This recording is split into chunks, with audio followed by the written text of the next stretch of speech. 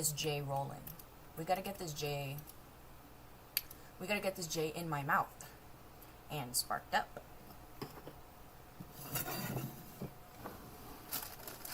You like my Metallica shirt? Yeah, I know.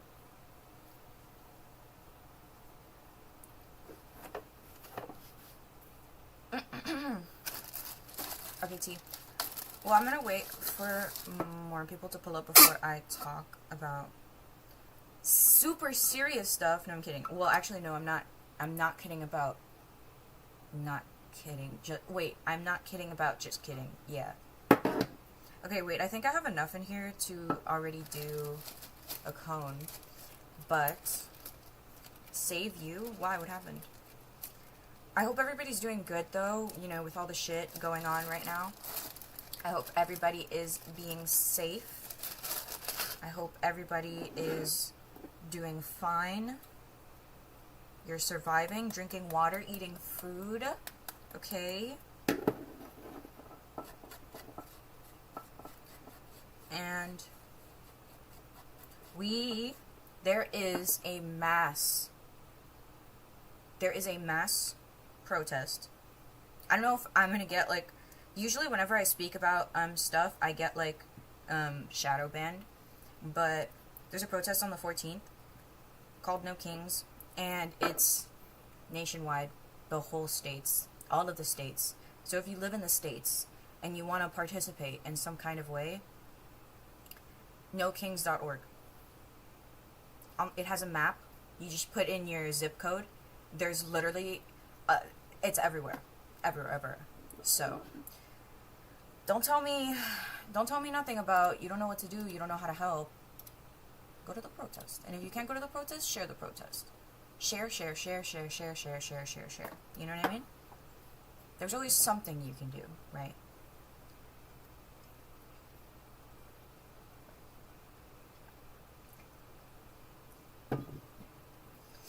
Yeah, I'm gonna go, but you're not gonna see me. I'm gonna be super stealthy. You know what? You know what you do? You go to a protest and support it. But I saw, like, what's his name? Hassan was, like, live at a protest. I was like, yeah, it's great that he's, getting, viewage on that and stuff, but I feel like we should be talking about protest safety as well. Bro pulled up with, like, no supplies, just his camera. So, he's lucky nothing happened. They've been literally, like, tormenting the protests, so how does going to this protest help? What is the cause? If Chicago's still crazy right now, I would explain to you the entire premise, but I'm pretty sure I'm gonna get, like, shadow banned. So if you don't know, let me know. But I'm pretty sure we know, right? And if not, there's lots of news outlets. And it's kind of like up to you to make your own, like, executive decision in your brain about what's right and wrong. Like, 'cause the point is, we are trying to take our America back. America! No, I'm kidding. Wait, not like that. Not like the... What was the day that the... What was that day? It was like June something. Yeah, anyways, also, I heard that at least in, like, Florida, they're saying that you can't... My mic sounds different today.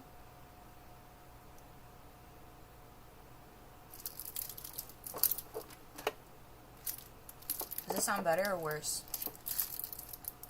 Anyways, I heard that in Florida, they're saying that you can't wear face coverings when you're going to a protest, which is, like, redonkulous because they just came out with something that said that you could be charged or whatever if you identify an ICE agent because they cover their faces and stuff. Girl? Hello? Land of the free, home of the brave, land of the free. Where? Right. So we're pulling up. And we are going to march. I don't know where we're marching to, but in my area, you know, the Miami. Who got detained? It's picking up stuff in the background more. Like the fan. I have the fan on.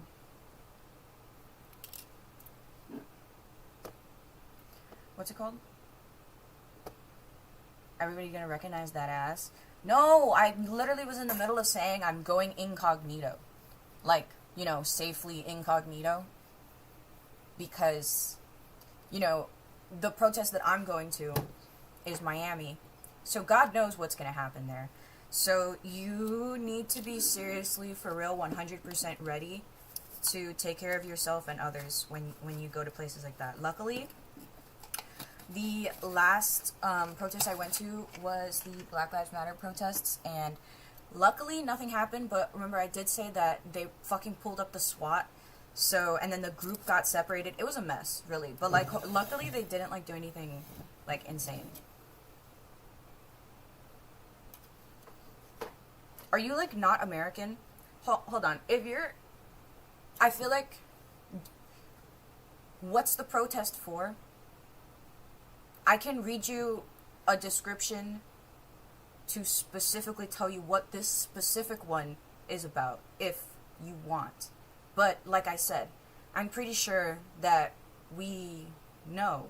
And if you don't know, I don't know how you found me. 'Cause you should know. Right.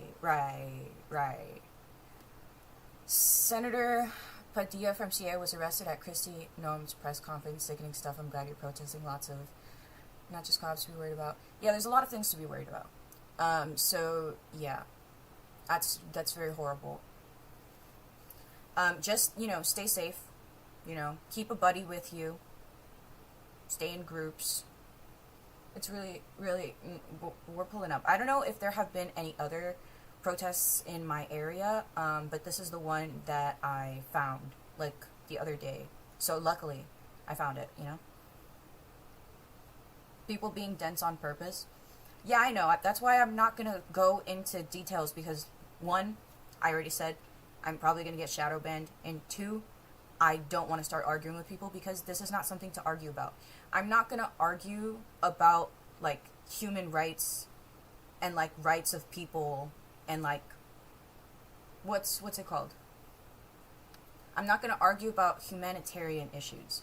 If you're arguing with me about humanitarian issues, you can go fuck yourself. I'm going to be honest with you. Literally just walk away. Turn around and walk away.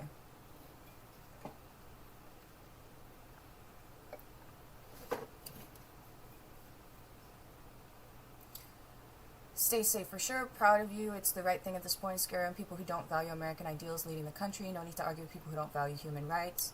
This is morality at this point and not politics. Exactly. We're going through morals at this point. Right? So if... That's why I say, like, if you start arguing with me or you get agitated or bratty or... That's it. I'm not talking to you. Because I already know what you want. I'm not here for that. I'm not here for that. I'm here for the actual cause. So if you start crying, go cry in the corner, okay? Damn.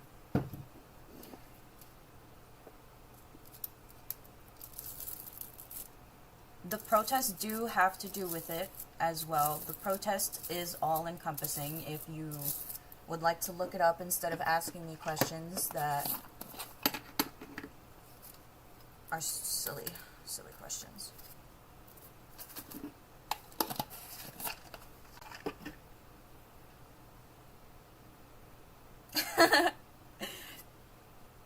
Agitators on all sides, yeah, of course. That's how it always is, though. So, that, like I said, like, just really be careful, like, you know. Well, other than that, I did want to say that specifically because I know if I were to make a post about it, it goes, like, nowhere. Because, like I said, I get shadow banned.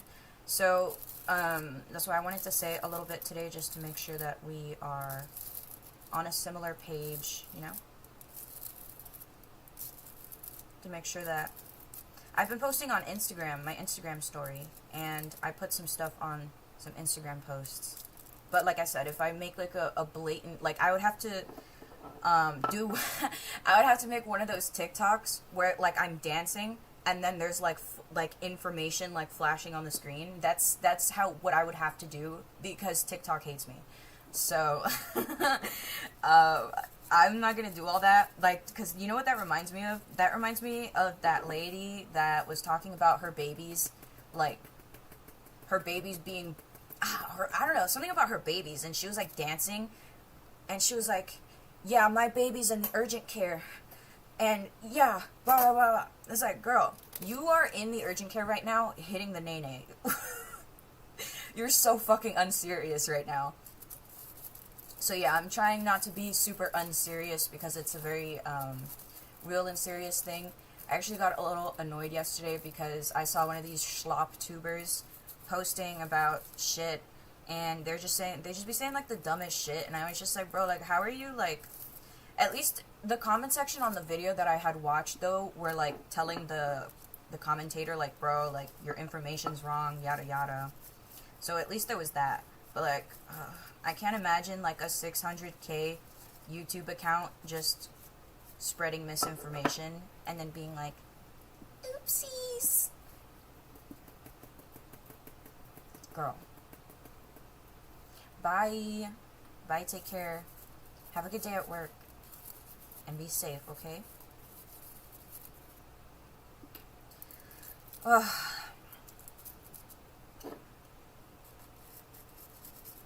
Yeah, a lot of people always tell me that I should move to California. Like, California isn't... Miami's, like, really expensive over here, but, I think California's more expensive than Miami, right?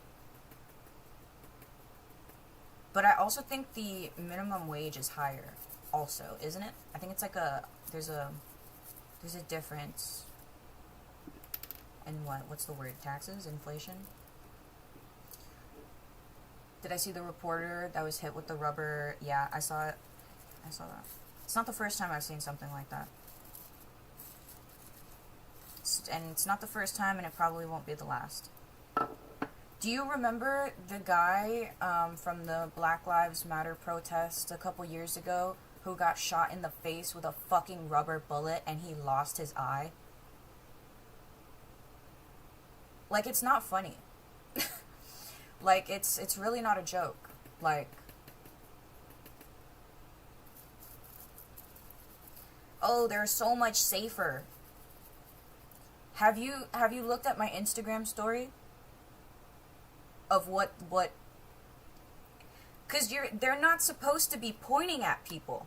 They're supposed to be pointing at the ground and it ricochets, or you're not supposed to be pointing at people's heads. That's like not what you're supposed to be doing. But you know, we're not supposed to be doing, well, not we. They're not supposed to be doing a lot of things, but you know, things are happening anyways. But yeah, I don't really get too much into it because I need to, I feel like I would like to be more articulate on the subject before I say anything, but now, like, it's getting a little insane.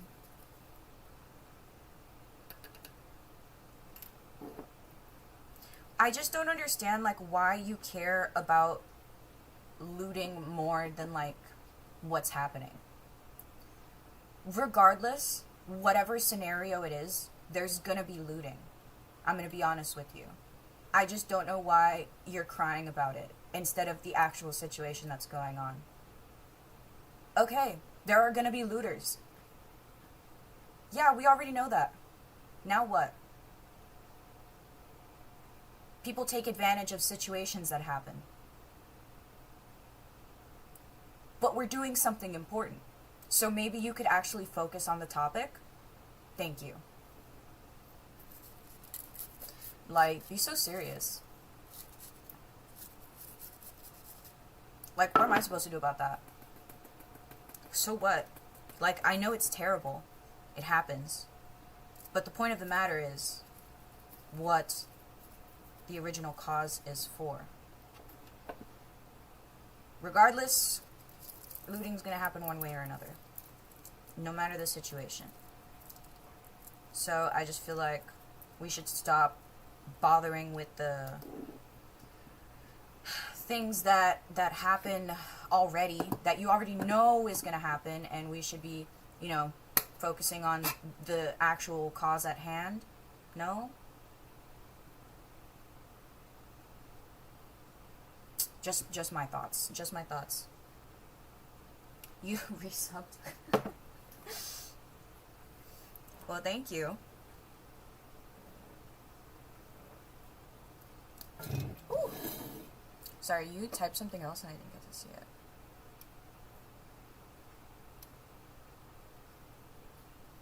You said, I saw a CNN reporter try to say that the rubber bullet she picked up was something agitators were throwing at the police and it was just straight up regurgitating what cops told her. I had to take breaks from watching coverage because it's so disheartening to see corporations ruling so hard over property. Like, LOL, who compares care to lives? Yeah. Literally. Like, I can't watch a lot of footage, but, you know, because of what's happening, I need to spread what I can, right? I need to talk about what I can, right? So I'll do as much as my mental health allows, you know what I mean? So we are trying to support this cause, but also remember to take care of yourself, okay? Like, if you're feeling bad and you're scared, please just go do something to make yourself feel better for the time being while you can, because stressing yourself out and, you know, hurting yourself over it isn't gonna support the cause. So I just want you to first and foremost take care of yourself, right?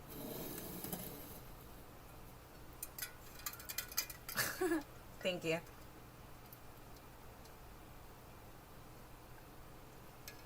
Okay, I packed. You ready? Is my mic also still funny right now?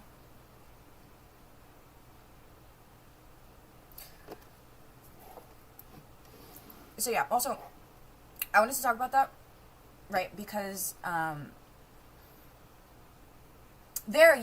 it was January, it wasn't June, January 6th, yeah, they want to talk about the damage, but apparently it's out the window when it comes to January 6th, that's what I'm saying, like, it's dumb, that's why I'm like, literally when anybody tries to say some, like, statement, oh, well, what about this, miss me with that bullshit. You were excited when they got pardoned. Suck my dick and nuts. You know? Suck my little dick and nuts, right? You, look at me right now. My nuts, suck them. Like... Bitch, are you fucking kidding me? Oh, jeez. Even though you're a small streamer, you're spreading more information and support than others. It's because a lot of, streamers or people who do social media are nervous to say something because they don't 100% understand the subject, and I feel like a lot of the time when the subject doesn't affect them, they don't understand and they get nervous. But the thing is, to be an ally is to fight through your nervousness, to support your friends and family and people that you know, right? You're supporting your community. So I think they're just scared, which is understandable, but what would help that fear is doing research, right? The fan, let me see if I turn off the fan and if it'll help. But a lot of, you know, the information's all over the place. So like I said, with finding out correct information about this scenario, it's like you have to make an inference and you have to use like your critical thinking skills. I'm gonna be honest with you, a little bit. And if you don't have critical thinking skills, I really don't know what to tell you.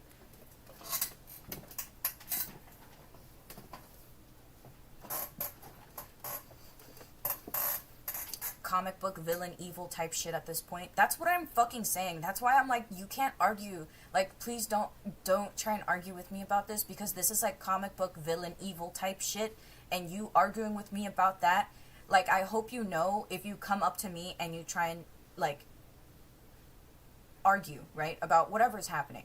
I'm just gonna automatically assume that you don't care about people and you don't care about human rights and you don't think that food and water is a human right, like that type of shit. There are people that argue that. I can't. Yeah, so basically what I'm saying is if you come up and argue with me about something like this, that basically just tells me that I didn't want to associate with you in the first place. So you can just get out of my face already. You're not associating with me, I'm not associating with you. Take 10 steps back and walk away, right? Right.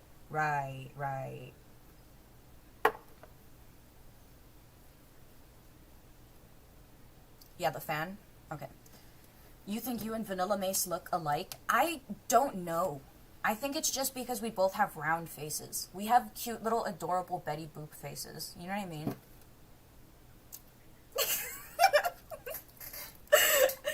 Oh, but it's so hot in here though. No morals, they care about money, greed, and privilege blinds them. Yeah, that's my point. Like, I don't care about people who prioritize that. I prioritize the safety of people. I prioritize people's health. I prioritize people's cleanliness, you know. Like, it's just, it, like, none of it makes any sense. And to be arguing these things, it's like, it's super pointless. Like, just share the information, and if somebody argues with you, they're arguing with the wall. It's like that one meme of that guy arguing with the brick wall where he's like this. Yeah, that's what that looks like.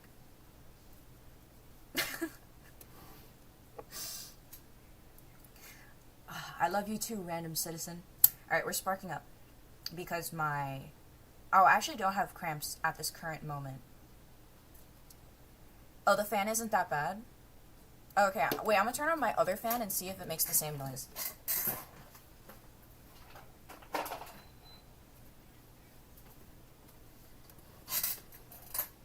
They're prioritizing billions of dollars from a corporate company that they will never see. But you know what? I kind of understand the dick riding for corporations because you're conditioned to do that, right? Because, you know, what do they tell you? That you're supposed to get married, have kids, and have an office 9 to 5, right? That's the dream, that's the goal, right? So I can see why they dick ride. I can see why that happens. It's up to them or the people around them to help educate them. And if they don't want to, then that's because they fear and they're secure in where they are because they're being told to do something and they understand it. So now you're implementing something that they don't understand and they're just going to say no. Right? Yeah, that's what I think.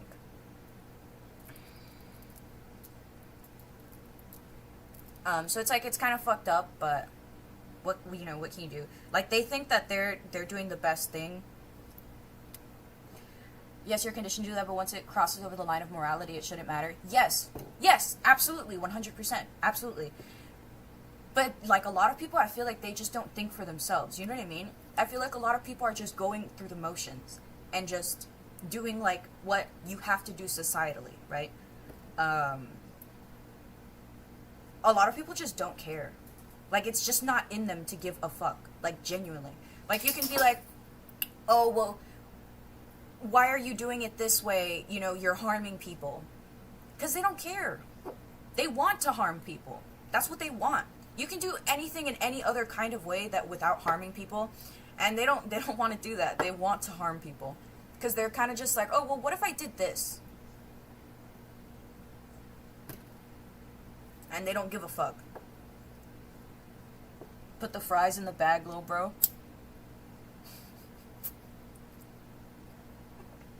Stop. My hands are shaking. Have a good day. No, and usually, like, I understand, like, the anxiety speaking about these subjects, but today I'm not very anxious about it because I'm like, this is in my neighborhood. Like, this is too much. This is far too much. It's been too much. Like, a couple months ago, my girlfriend literally was driving to work and she saw people just straight up being kidnapped. They're not being detained or to go to anywhere. They're being kidnapped, and they're being sent to, guess where? Where they are dying. The Chrome facility that is down the road from me, 3 people have died. They're not even supposed to be there in the first place. Bro, I literally just saw a video of some guy talking about, thank you, Mr. Trump, for the deportation so I can take a vacation for a week. Dog, he came right back a week later. The whole comment section were people talking about, yeah, my coworker left last week. He came back with his cousin. This is so... Dog, like, I can't. So, some people are actually going somewhere, and some people are being taken to fucking camps. So... like,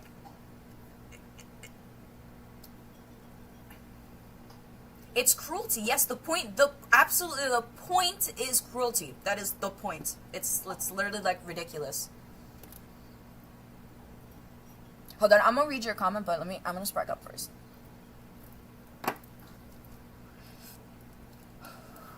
That's also why, where are these camps?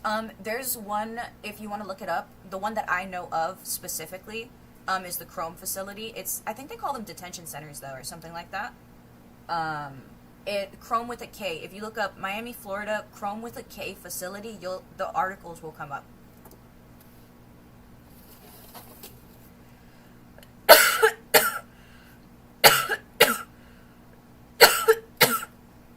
I've also posted a lot on my Instagram, so if you care about like the South Florida area or keeping updates or anything, I've been posting on my story, and I have a highlight.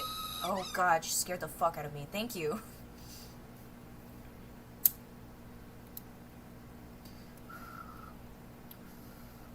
Yeah, I'm trying to say things in the way that I think would reach out the furthest, because, you know, a lot of people are like, oh, you're not saying anything about it because you didn't make a 10-minute TikTok video talking about it. Bro, relax. You're so unserious. Like, I don't know why we're policing each other. Like, chill. Like, I don't know. I feel like, I wish, like... Hi. I think Bug wants to go outside. I don't know, usually how I deal with, like, scenarios where people are being poo-poo caca, like, I was listening to a lot of stories today on, TikTok, and just a lot of stories of people being harassed, and I think about myself, and I think about how I'm not necessarily harassed in public all too much, but mind you, I do go out at odd hours, purposefully for that point, to not be bothered, right? So when I do get bothered, it's not much or at all, right? So I see these videos, these people getting harassed, like literally these girls were at the pool getting harassed by 10-year-olds, like what the fuck? I really need you guys to start squaring up. Hit them with one of those. It's like not even funny, like it's not funny, but I'm serious, like if you stance up, you put your chin up, and you're like, you really like, dude, it's like the fucking animal kingdom out here. You need to start fucking squaring up against people for them to leave you alone. Like, are you kidding me? We're fucking animals, apparently. So yeah, that's what you have to do. You can't just talk to people and be like, hey, can you please leave me alone? That shit doesn't work anymore. You literally gotta get up in their face. And maybe not even in their face, because, you know, that might lead to a dangerous situation. But you get up and you give them the look. You give them that look. You say, you fuck with me, one of your body parts is coming off. And they leave. I'm not going to rip anybody's body parts off, but that's what makes them leave. Right? It's so easy. Yeah. It's so annoying. The girls who got harassed at the beer garden had to bark and yell at the guys to leave them alone. You know what I would have done in that situation? The thing is, it wouldn't even happen to me because of the look on my face. Dude, like I'm not even fucking kidding. Like, I wish you guys would... Like, I don't know what the look on my face exactly looks like, but this is what people tell me. Um, yeah, you gotta out crazy them. But like, you need to, like, it's hard, man. Like, it's a fucking tactic. Like, you need fucking classes for this shit. Like, cause it's insane how you have to act to, like, get people to leave you alone. It's insane. That's why I've said multiple times, I do not mind if somebody calls me crazy or a bitch or names me as such, because my point is, I need to be like that to get you to stop bothering me. I've tried being nice, but you don't care. So now I'm gonna be crazy. Thank you. You know what I mean? Like,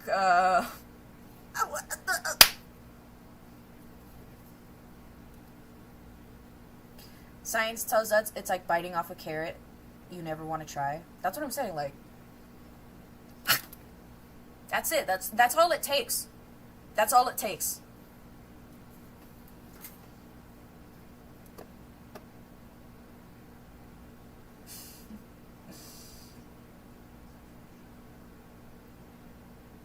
No, dude, like, as a woman, like, it's fucking nuts out here.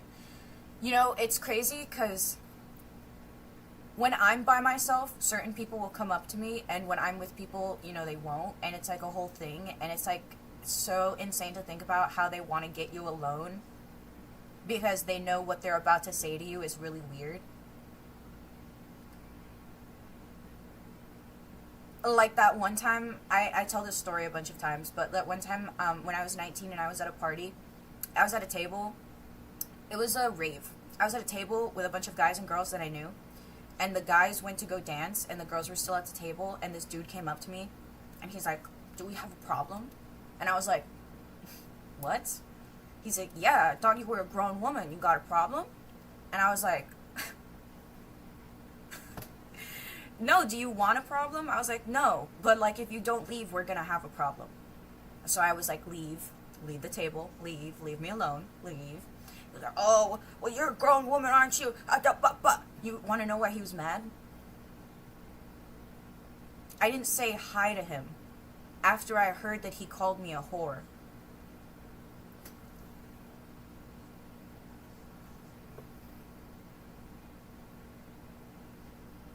Bro almost started throwing hands with me. My height. I'm 19, 5 feet tall, 120, 130 pounds. This guy's my height, 27. Probably weighs the same as me. Dude, I was about to square up with him. I was about to start throwing hands. Like, I'm not even joking. Like, I had my purse in my hand, and I was starting to wrap it up. But then the staff came. Because the staff knows me. This is what kills me every time. Everybody knows who I am. Everybody knows me. Not even like that. Like, I'm just saying, like, I know people because I'm friendly with people, because I like being friendly, and I like knowing people because it's safe. I need safety. Right? So they know me. So they came over to help me. Like, you know what I mean? Like, ugh. He must have liked you. Yeah, that's the point. He was literally on a date with some girl, and she was, like, telling me that he wouldn't stop talking about me on the date with her. And he even told her while she was on a date with her that he subbed to me. But then at the same time, he called me a little girl in the same sentence. So that's a little weird, don't you think? Oh, these little girls are trying to ruin my image. These little girls. Hey, babes. Well, anyways. I posted up. Like, I squared up. Like, I was so scared. Oh, I was so scared. But I do not let my fear stop me from telling somebody that they should not be doing that. Like, I left and I had a panic attack about it a couple of days after, and then I literally spiraled into insanity after that. And then he was at an event a couple months later, and he tapped my shoulder, and he turned me around, and he said, "I'm sorry."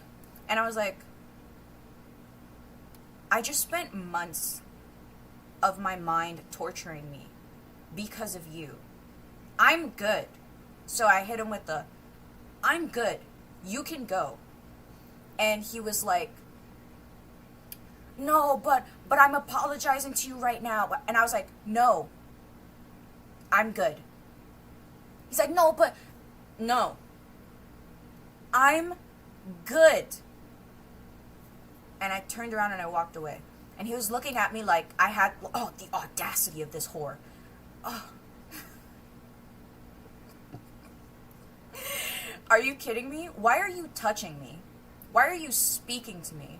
I got you banned from the event that you were harassing me at, and you messaged the person asking to be reinstated, and the person asked me, and I said no because you just harassed me again. What the fuck, bro? Are you good? So yeah. Yeah, that be happening. I'm like, I don't know, man, like, it's crazy out here. So I really don't be going outside. That was like one of the last blows before I stopped going outside, basically. Basically, I grew up and I was like, oh my god, I'm so excited. I'm old enough to be able to go to parties and have fun.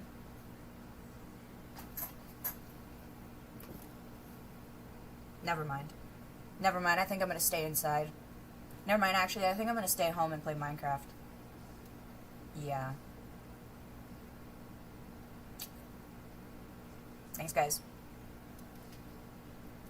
It means I'm DTF. It's really weird.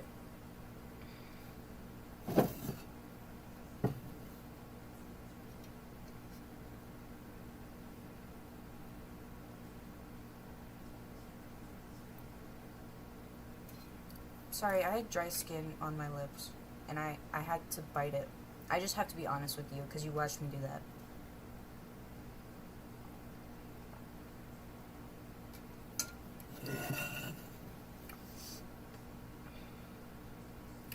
Checkpoint? Checkpoint, checkpoint, checkpoint.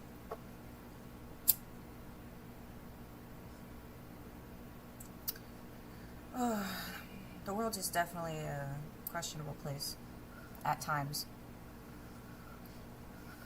Or you can meet the right people and you find the right places. It's pretty cool.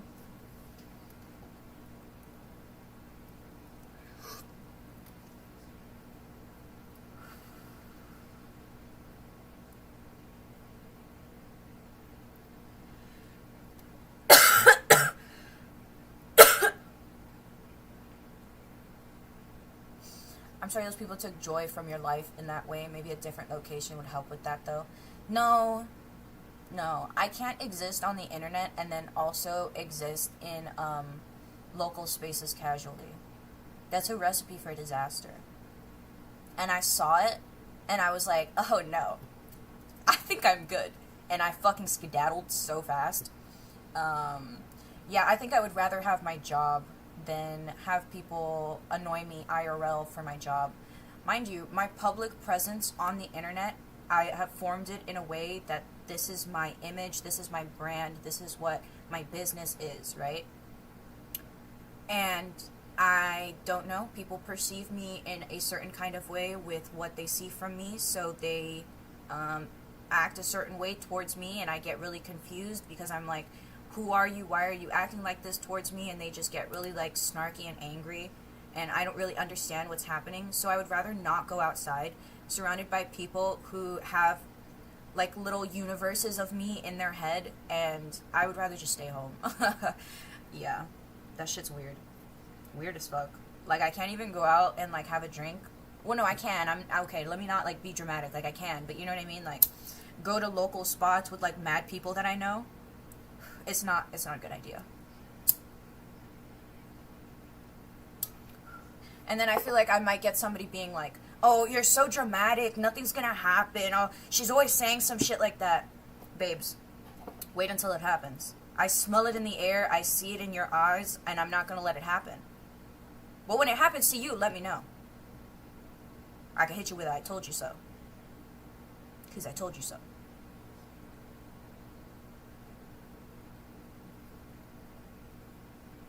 That's also why I wanted to be streaming as well, so I can be more personable on the internet, and it helps me with my communication skills and my articulation with my words when I speak more often with people. So alongside this being part of my work, it's also a lot of the things that I do for work assist me like as a person and help me grow like as an individual. So that's why I don't really care about like all of that stuff. Like I'll go out with like some friends sometimes every once in a while, but all of that's so exhausting. Like I just work. I stay home and I work. That's what I do every day. And that's what I like, actually. What else am I going to be doing? Frolicking?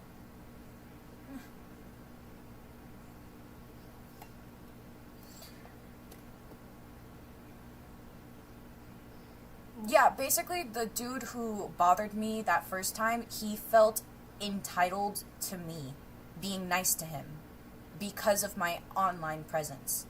And that very much confused me. Very, very much. I was like, how are you going to call me a whore and a bitch? And I'm going to be like, no thank you. And you're going to get mad that I'm not being nice to you? What is wrong with you? Did you know that you're actually being a freak in this scenario and I'm not the freak? Did you know that you acting like this right now constitutes you being a freak while you're like actively telling me that I'm being a freak? Freak? You freak, not me freak. You freak.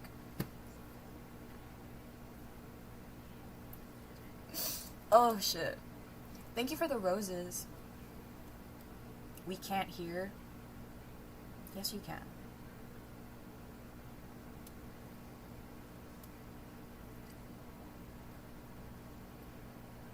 Our favorite interviews was with Logic.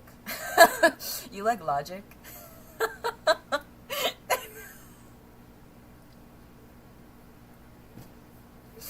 Oh, God. You know the memes, right? The memes are so funny. Like, actually, like, I don't know shit about Logic.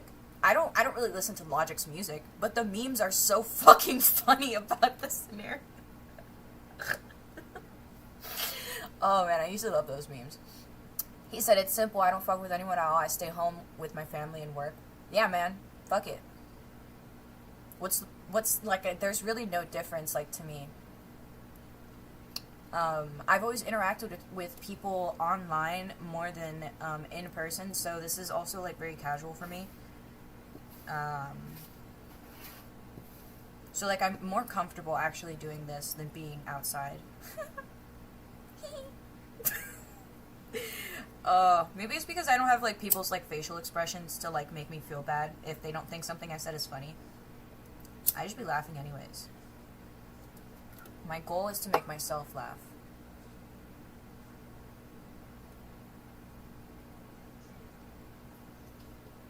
I spark up.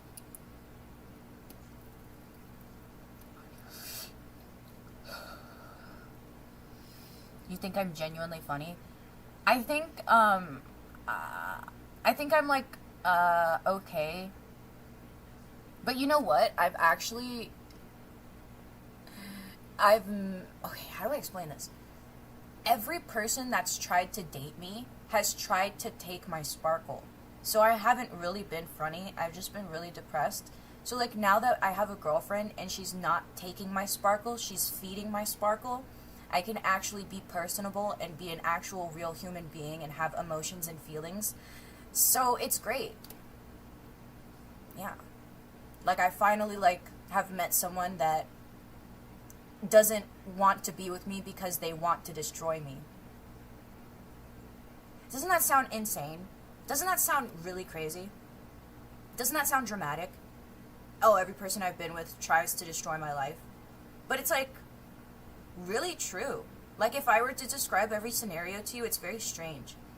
But I think it's because I'm the kind of person that always has an open hand.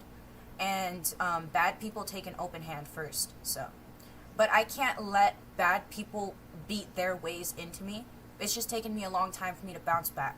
But I'm always going to be the same way that I am no matter what bad person grabs my hand, right? Because they needed the help at some point. They needed the help. They needed it. Whatever they did to me made them feel better. Not saying that's good, but they felt like they needed it. They took it from me, but it's fine. I'll grow it back. Because I can. No, seriously. Coming from somebody who gets told by his mom that he's funny nearly every day, I think you're funny. Thank you. I'm glad you actually have someone that wants to build you up now. People mistake kindness for weakness, but yeah, you gotta be like, who? Yeah, it's just been, like, really hard to, like, navigate. That's why when I had that mental health episode a few years ago, at the hands of that one dude, I was, like, really upset because it reset my understanding of things, and I felt like my brain just, like, it just disappeared. Everything that I've taught myself and learned just disappeared, and I was at my basic functions, and I had to figure out how to be myself again, and it was really difficult. It's been like 5 years since then, so I've done a lot of good work, so I'm really proud of myself, actually. And I just think it's really sad that somebody will think you're super awesome, and then they're like, wow, that person's so awesome, let me go take everything away from them. Are you good? What's wrong with you? Ho, is you good? You know how many people I've met like that? Where do they come from? What is going on? So that's why I've decided to be look like a stone cold bitch, right? Because it keeps them out of my way. Hi. Oh my god, hi, Ellie, I love you. How are you? You working? Oh, I love you. I'm glad you've been working on yourself. Dude, my entire life is me working on myself. Like, I feel like I grew up in an environment that was so sick. Like, all the people around me were so mentally sick, and I didn't understand. And my point of being alive has always been to see if I can be in the best mental position I could be. To see if I can be the best version of myself. Because all of these people I grew up around, they said I'm never going to be good. They don't want me to be the best version of myself. They want me to be a shell, basically. So I said, hey, well, I'm gonna see if I can do this, because all these people don't want me to do it so bad, and I know it's probably the right thing. I think I can achieve happiness. You're telling me that it's impossible at your big age, but I'm still looking forward to it. So I'm going to go see if I can grab it. And then I do. It takes a while. It was kind of hard. Like, usually I'm in my progression, and I take every day as, like, a step forward. But, like, these past 5 years, I've been, like, kind of stagnant because I had to work on it again. So I feel like I haven't made any progress, but mentally I probably have made a lot of progress because I stand up for myself a little bit better, but yeah. Everything, to me, is always about moving forward. The next thing. What's the next thing I'm going to do? What's the next step I'm going to take? And even if I couldn't see too far in the future because it would be painful, I would take everything day by day. And I would have a general outline of what I want to do with my life. Like, my general outline has been to continue with my content creation. Like, at about now, my work should be way better than it is. But like I said, me, myself, I fucking stumbled, like, in my life. So my work is only, like, as good as I've been able to do. So now that I'm getting really back into my work, you know, I'm able to, like, ramp it back up. But it's been 5 years. So I get people pulling up to me, like, they got, like, 100K, 200K all around. And I feel like I look kind of like a chump. But to be honest, I'm in it for the long run. I'm playing the long game. I'm playing the long game. Thank you.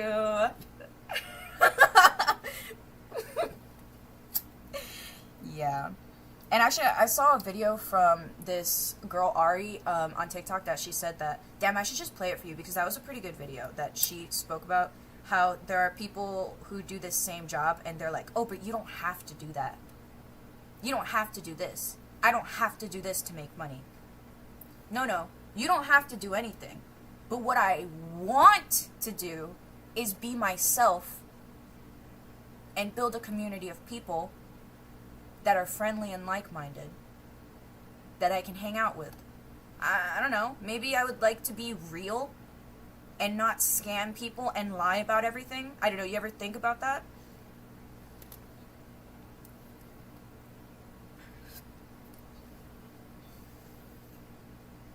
Yeah, maybe, like, it's just really annoying because it's like, maybe get out of my field of work if you're gonna just be lying to everybody.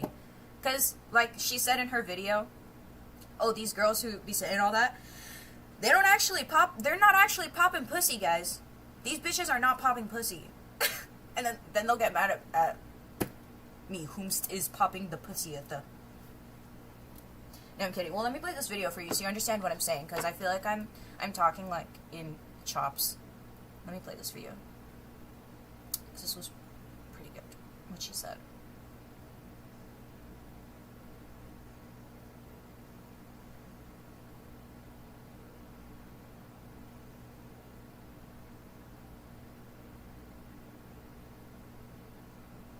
I usually don't call people out, except for right now.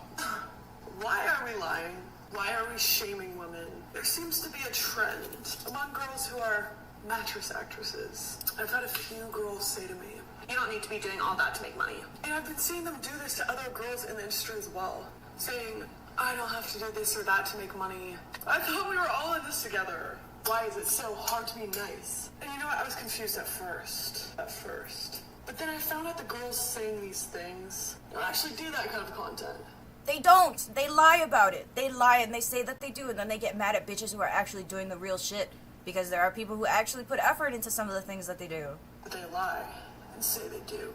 So you're benefiting off of people online thinking you do these things, but you're putting down the women who actually do these things. One thing about girls in the industry who are also on TikTok is there are a lot of girls who look up to them, and they're inspired. So they start doing the things that you say you're doing, but you're not actually doing them. You're not educating these girls correctly, and that can be dangerous. And you know what? You may not be comfortable doing the things that we do. That's fine. 100%. Everyone's comfortable doing different things. What's the point in shaming someone just because they're comfortable doing more than you?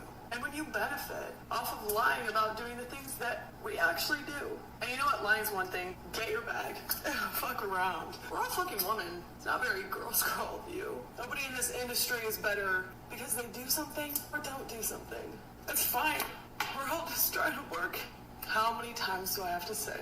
Just let people fucking live. Let them do their thing. Anyways, bye.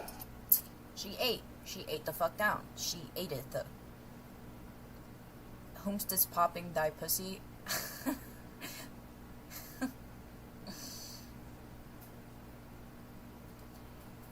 This goes into the whole feminism is modesty trend that's been popping up recently, like with Sabrina Carpenter's album cover. People are saying she doesn't have to do that. Like, what if she's comfortable with doing that and that's how she wants to frame her album? Yeah, I don't know. People just, I don't know, man. Like, I feel like I don't really share a lot of the same opinions as the general public, so I don't really, like, understand the conversation sometimes.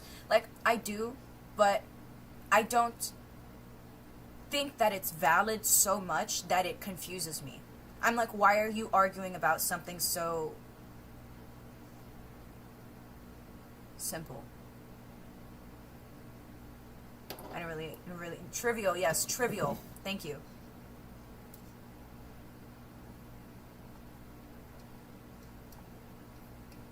But I think it's just, you know, people are bored. That's what the internet's for. Bored-ass people. The only people who are up in here are bored-ass people. You just got the time for it. Or you made time for it. A lot of the smarterer people are offline. I'm gonna say it. I'm gonna be honest with you. Other than that, actually, no, let me not say that. I feel like a lot of people who are smart and online just don't say anything. Duh. The fuck do you have to say? You're just looking, right? But all of, like, people who have, like, bad opinions are so loud. Always. It's always like that, though.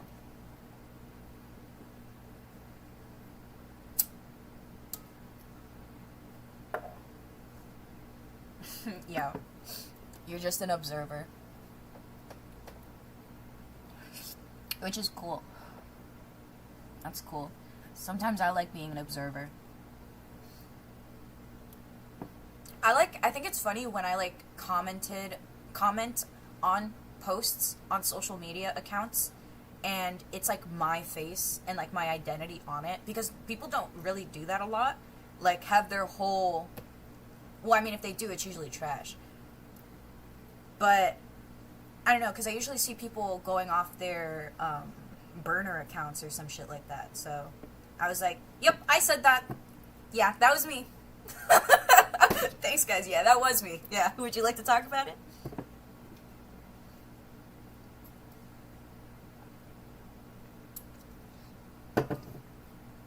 I think people who use burner accounts are just rage baiting, probably. Or they know that their opinion sucks. You know that you suck if you use a burner account. You hate yourself.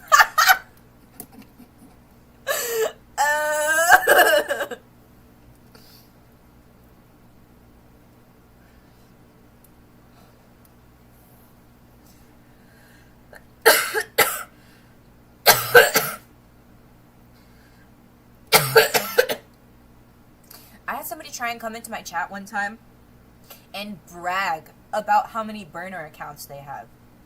Baby, that is so embarrassing and sad. Babe, please go touch grass. Please. Just go touch some grass. It's gonna be okay.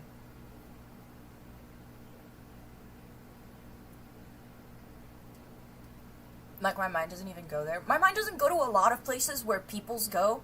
So then when I see what some people have to say, it pisses me off. Because I'm like, why did you have to go there?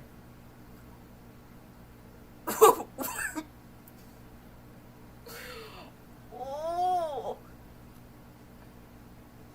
Or be like, Elon, to use your burners to give yourself public words of affirmation.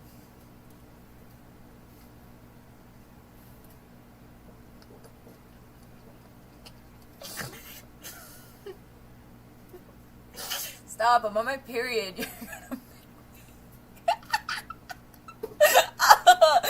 Oh no, if I cough too hard or if I laugh too much, it's gonna be like a volcano.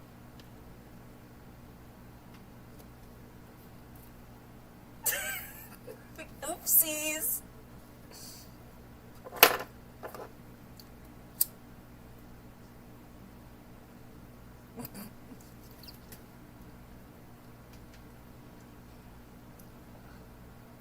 Stop, that's really funny, but I don't think I can say that out loud because of TikTok. How many horses worth do we think he's... That is so fucking funny.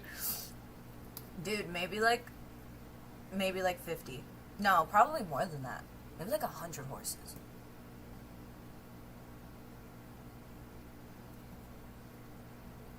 Wasn't he the one who did that demonstration about the Cybertruck and he threw a ball at it and it still broke?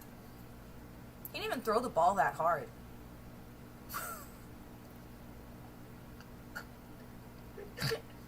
I can't with these motherfuckers. They want to be cool so bad. You know what's so painful about this? The whole thing is he just wants to look cool. Dog, please. You'd look cool if you stopped doing this. It's not. We can show you. He wants to do it in his own way, you know. Oh. But what's crazy is to think that he does a lot of the things that he does just because he wants to look cool. Like that video game debacle. You remember that? I would read you the article right now because that show is fucking hilarious.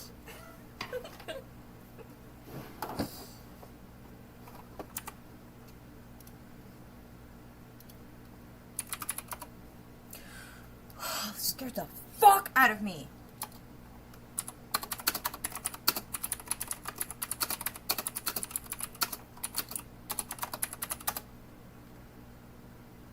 Elon Musk is facing backlash as gamers and streamers accuse him of account sharing to fake gaming prowess in Path of Exile 2.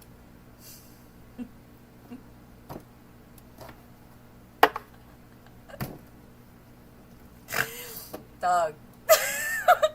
It's actually so great because nowadays the jokes really do write themselves. Like it's so... it's just so good.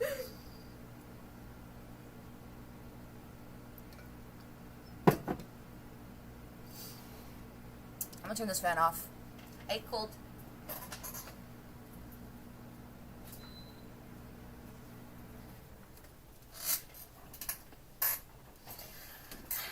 Hey, do any of you work in, like... Sorry, my chair is so squeaky. I should probably fix that.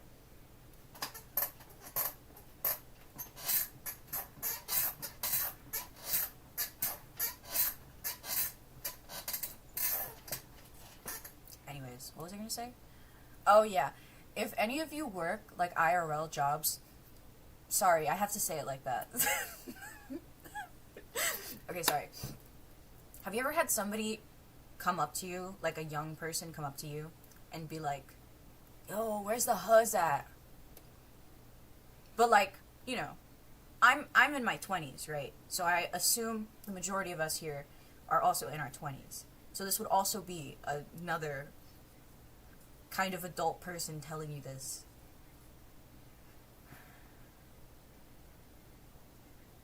My girlfriend's experienced it.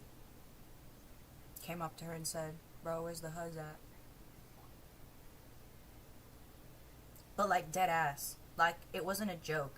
It wasn't ironic. He wasn't, like, being like, hee hee ha ha, I'm so silly. He was dead ass asking a question. And he whole ass phrased it like that. Like, what are you talking about? So unserious. So unserious.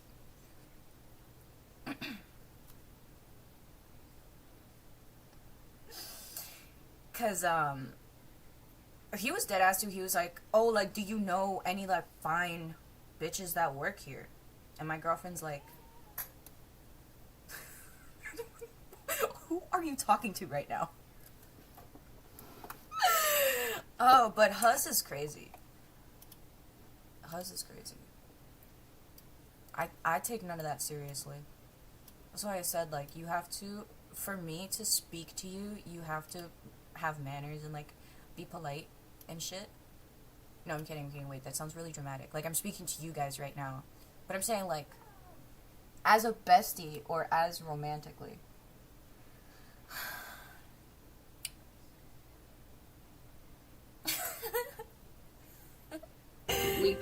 Alright, hold on. I got mad YouTube videos, but I think the girls have to go outside, because Bug is literally yelling at me right now. She's staring at me and yelling. So I think she might have to go potty. I don't know. Maybe. Just thinking. Perhaps.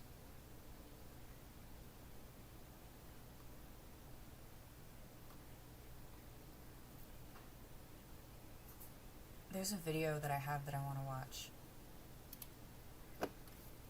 Okay. You wanna go potty? You wanna go potty? You wanna go outside? Yeah. You guys gonna wait for me?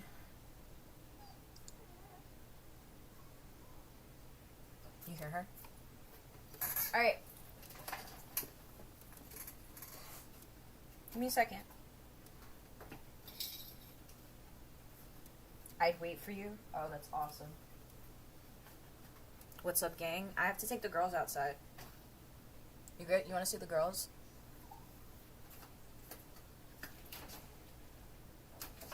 God damn it. Guys, don't look at my sink. I have dishes. Alright, come on.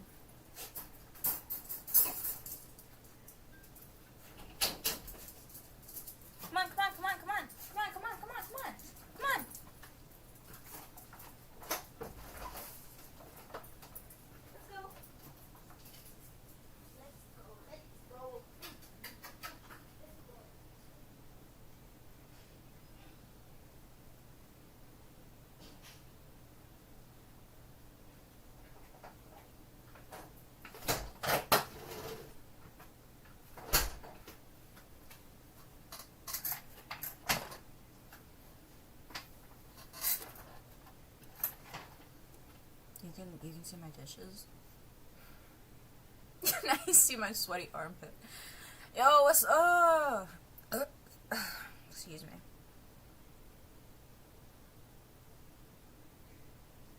Yeah, I'm gonna pack another cone.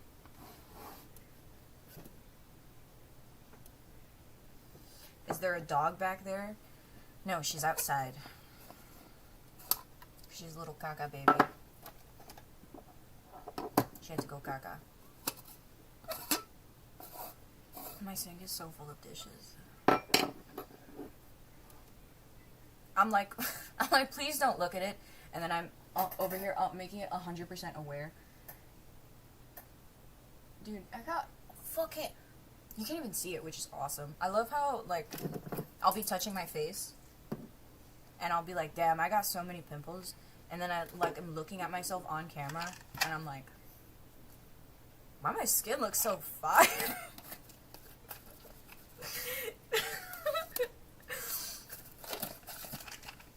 Except for my 5 o'clock shadow eyebrows. Except for that.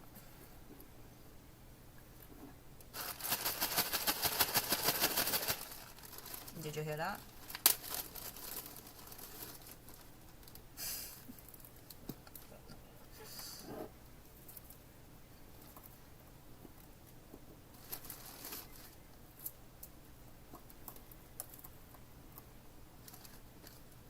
No, it's really bad. You should have seen my acne when I was in high school. Oh my god. There was somebody who came into my chat the other day and they were like, oh, you totally would have bullied me in high school. I was like, girl, please. Do you know what I look like in high school? Girl, please. Oh man, I gotta show you a picture. Would you hate me if I showed you a picture? Would you not think I'm super hot and sexy? Girl, I'm talking about... I love you. You're so sweet. I'm talking about when I had, like, mad acne. Because I remember, like, at least my sophomore year, my cheeks were full of dark spots and my forehead, too. So, and it's, like, lucky that I, like, I got it off, you know? So, I'm, like, really surprised with that, actually. Aren't you homies with Miss Trigger a while back? Yeah. I know her.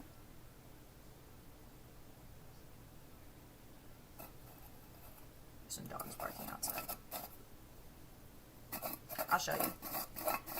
I think I have it on this account. It's when I shaved my head, too. So I had short hair, too. The combo was crazy.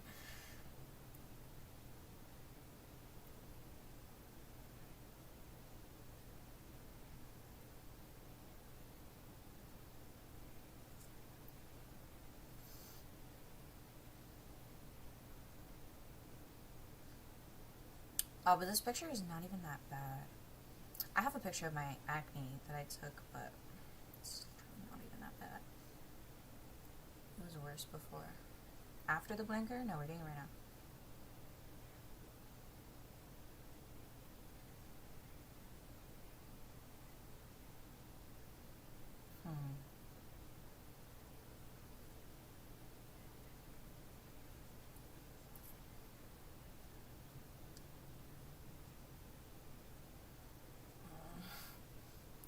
Okay, I guess I'm only going to be able to show you that one picture.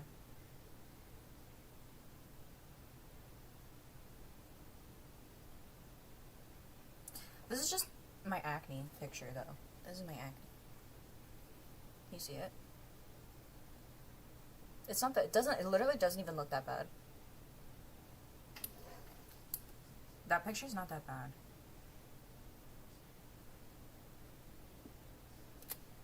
Who? No, I know. I had pictures. No, I had some real ass pictures. They're just like somewhere in here. That's just the one that I have bookmarked.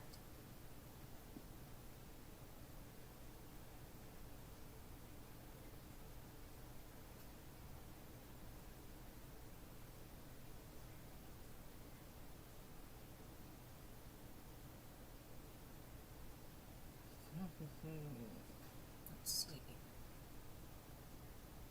I have a library of old pictures of me on my phone, basically.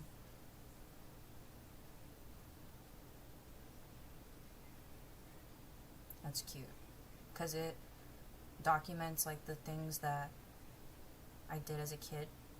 and it's great because with everything, I have really bad memory, so this helps preserve it. It's nice.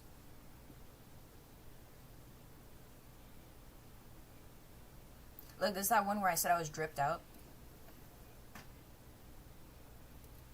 Drip the fuck up. Yeah. With my Dora cut.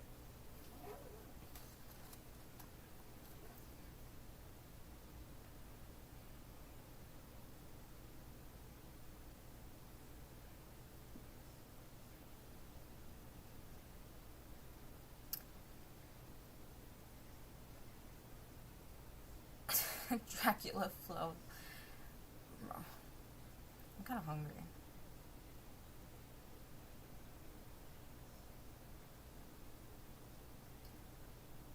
Dude, I swear I had pictures up in here, but apparently you have to go so far.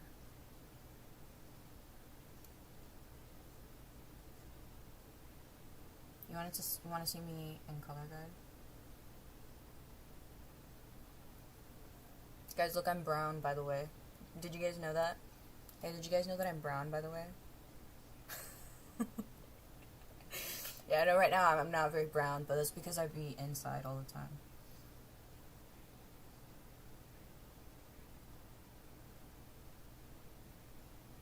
Alright, let me see if I can find any of these.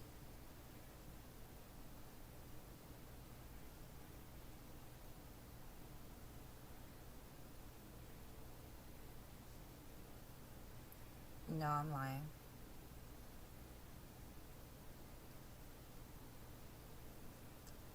This is so cute. I have memories from when I was...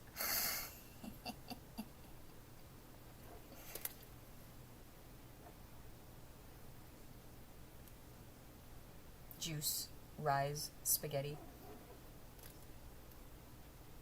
Oh, I love that picture.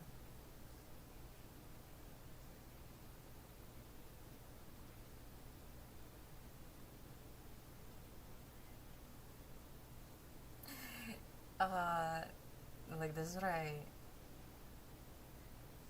me see.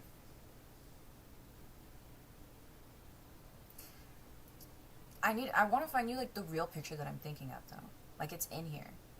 It's just, like, somewhere in the depths. But it's, like, not even that far. I don't know, it could be, though. I got mad memories in here, too. Some of these people are lucky that I'd be forgetting. Dude, my ring. Dude, my ring. My high school ring. My ex literally stole it from me.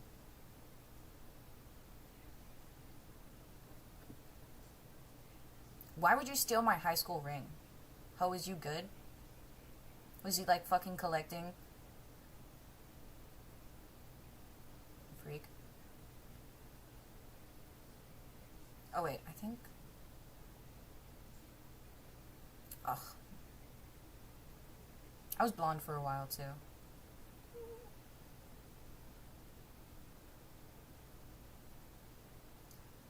Yeah, I like a good blonde.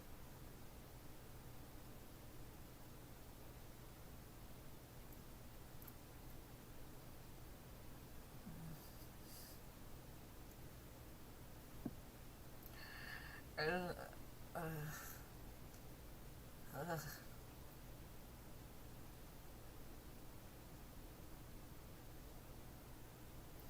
Guys, I'm gonna be honest with you, I was kind of cool. I'm not gonna lie. I always remember how I never let people change me as a person. I was just doing, like, random ass shit all the time. That's cool, though.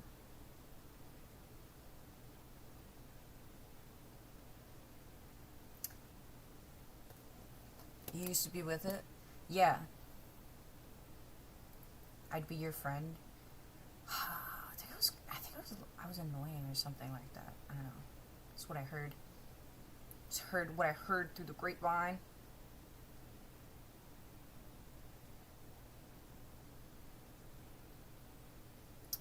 But I feel like my first 2 years of high school versus my last 2 years of high school are two different people.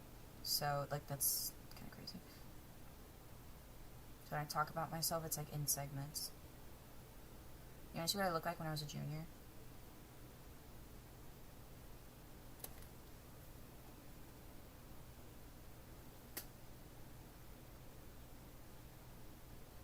My hair was trashed.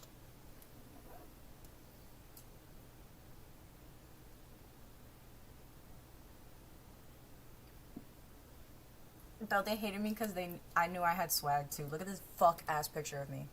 Not the lip bite. Girl, what are you doing? Yeah, I would hate me too.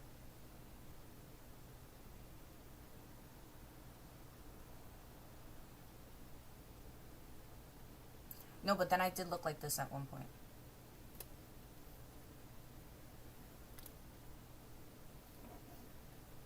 My eyebrows. Gosh. Not the eyebrows.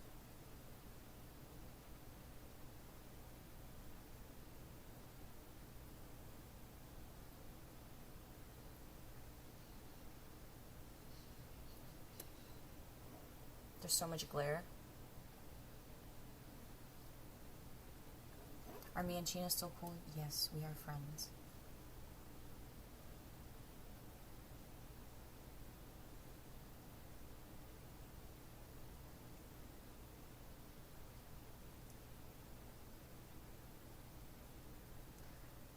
Aw, this is so cute. I wish I remembered this.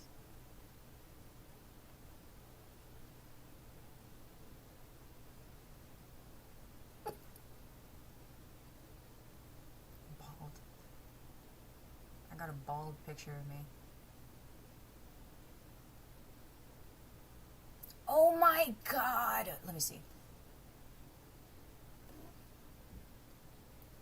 Graduate, college, working, house, university, marriage, occupation, family.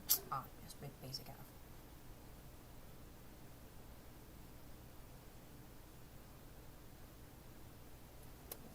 Can you want to ask me for advice? Yeah.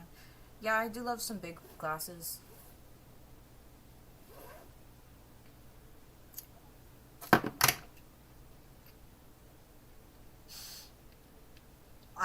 I just found something diabolical. I'm gonna show you.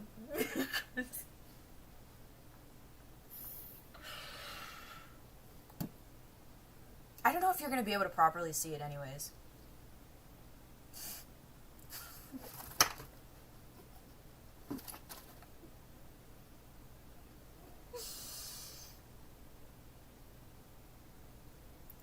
Okay, so it's a text post, right? And it says, oh, you're addicted to, and then there's like emojis in my hand, and then it says, yeah, well, I'm addicted to, and then it's a rainbow dash.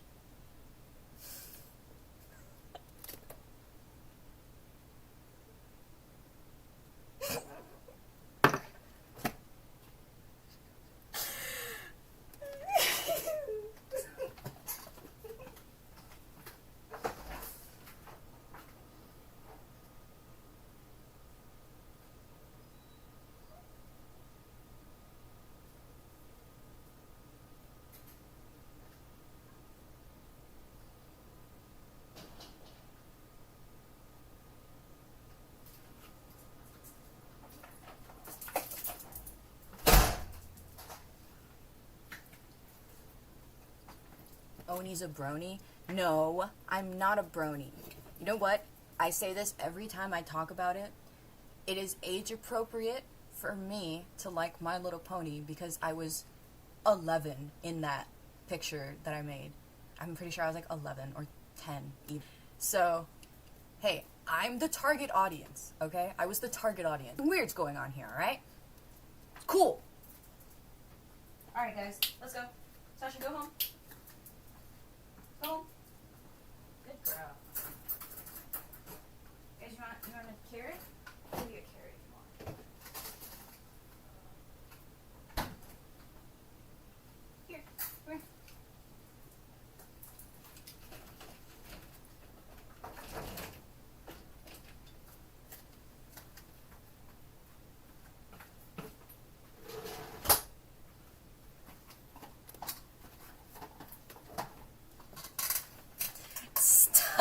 Stop talking about that. That's horrible. Stop talking about that. Whatever I gotta tell myself. Bro, fuck you. Alright. No, I'm on a mission right now. I can't believe that was so funny. Dude, when I found that, oh my god, I was losing my fucking mind. It was so funny. What possessed me?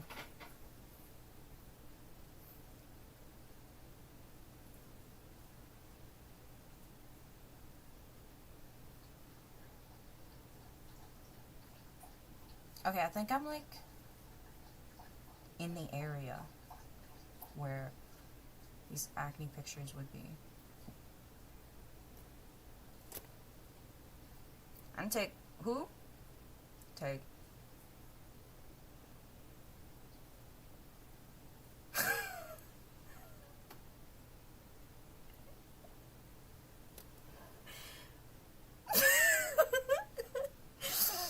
Man, oh, me and my brother used to be like fucking idiots together. It was so good. Oh, that shit was fucking hilarious. Yeah, I'm so glad I documented all this. Makes me feel very much joy. Here, I could use this for a glow up picture.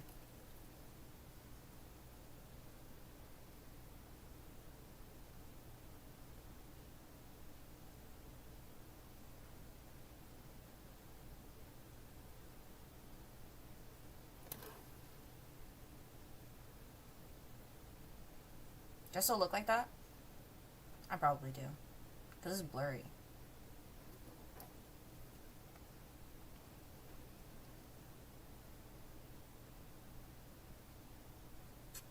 This was, 2017. 2017. Oh, what a time. I was fried. I was fried as fuck.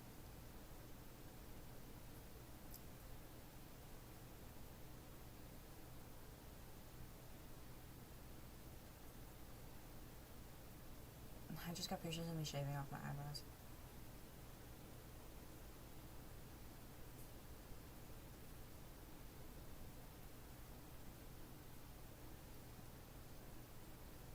No?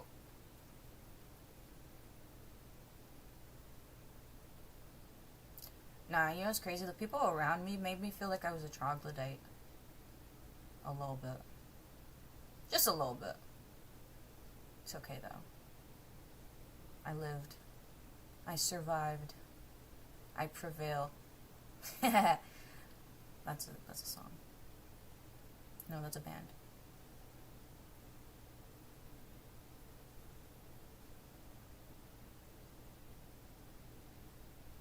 But yeah, here's when I was like super brown because I was in marching band rehearsal all the time.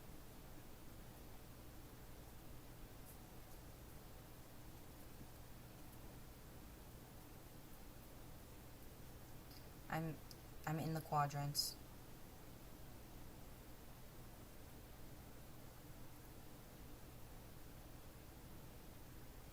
Alright, what about this time period?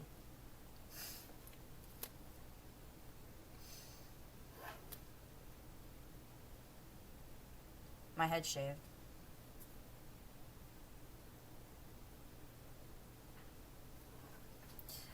This is still like though like me as a kid, so like low-key like I don't count any of this, but it's just cute.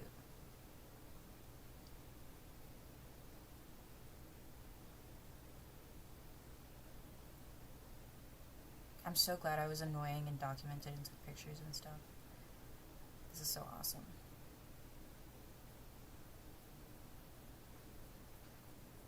Bye. Oh damn. I guess I took care of my acne situation before I realized.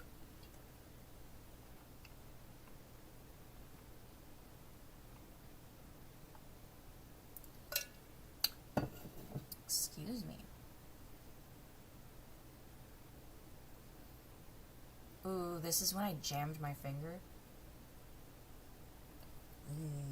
I love color guard. I jammed my thumb, I remember one rehearsal. And, I remember it hurt so bad, but my director called for a reset. So I was like resetting and I was like crying, and then they ran it and I was crying through the whole set, and everybody was like, "Hey, are you good?" And I was like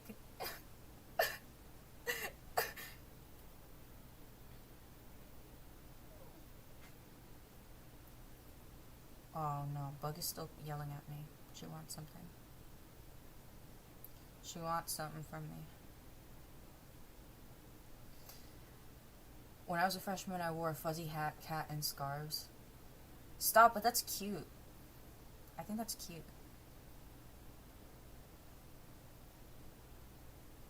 I think that's adorable.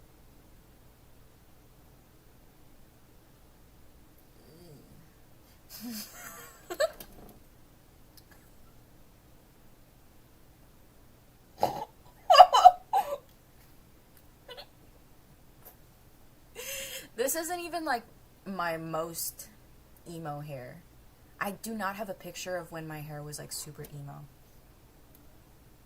What?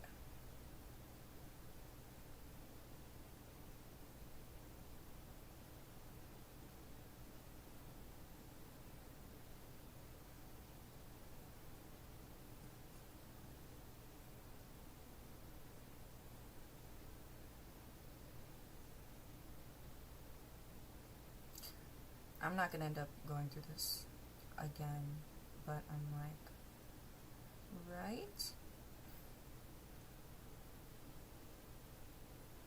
Aw, this was cute.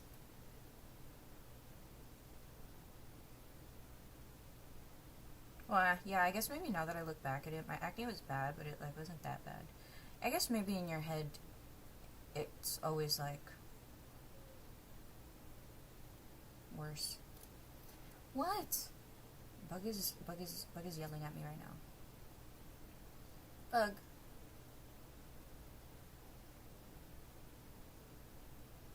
Bug, what do you want?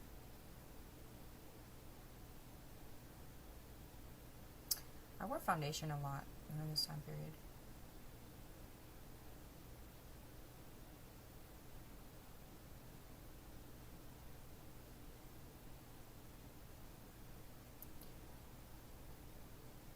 But yeah, I used to get spots like this. But like, I feel like I still do. But they just don't like scar now. Oh, my cheek here. I can fucking barely see it. Oh! Oh, here it is.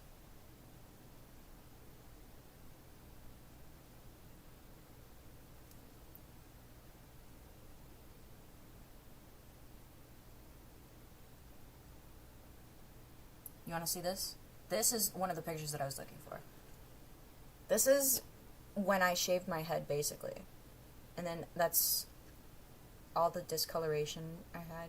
It was, it's through a picture, through a camera, so it's like, you can't really see like that, but you can see it better through here, actually. You can see my acne scars. These were all scars. There wasn't even, like, active acne. No, they weren't even painful. No, it was just, like, scarring.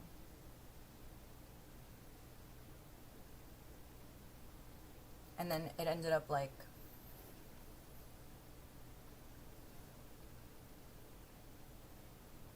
so, it was bad, but it wasn't that bad.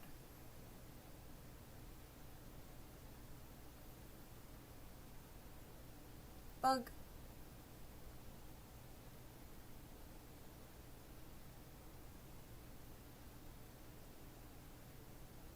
Bug is yelling.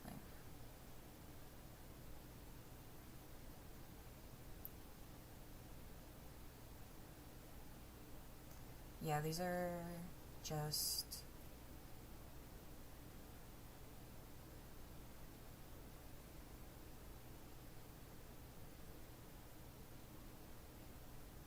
and then Loki, I was kind of slay.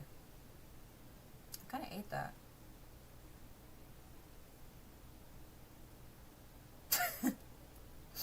Or my F in geometry. I have a C in chemistry, everything else is A's and B's, and then I had an F in geometry. You busy on here, that's why I haven't received my what? What's yours? Which one is yours?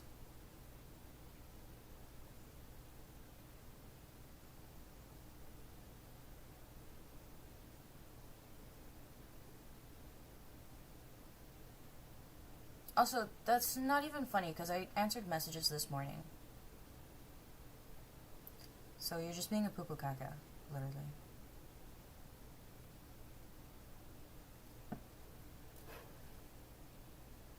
This is me.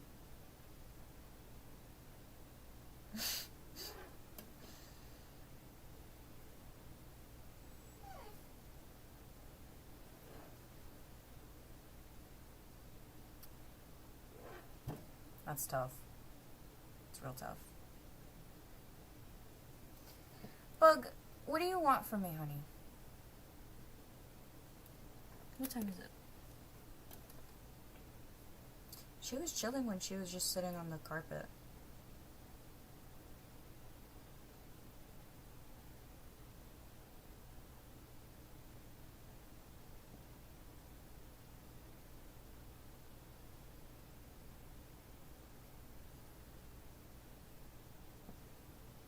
No, you did not.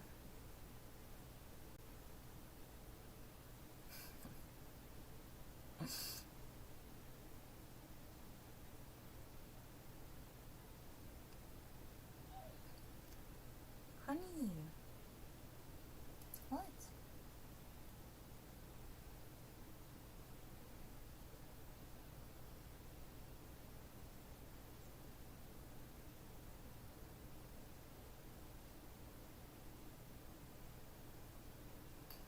I mean, there's some more pictures here, but they're kind of lame. This was me in middle school.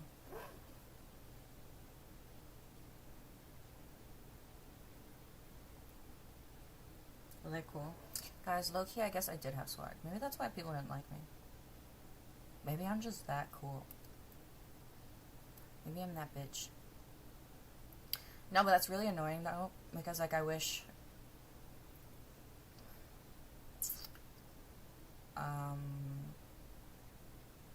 I knew. I don't know. Around this time period I was really, really, really annoying. Yeah, but as a kid, you're supposed to be annoying.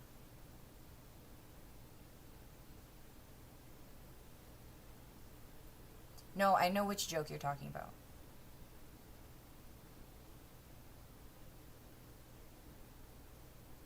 No worries. I know jokes. I be joking.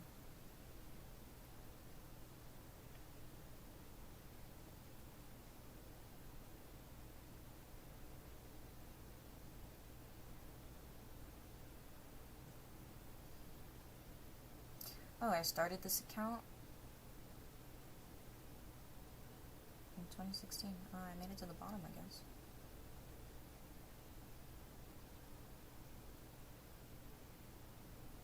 Ooh. No, when my acne was bad, it was given ooh.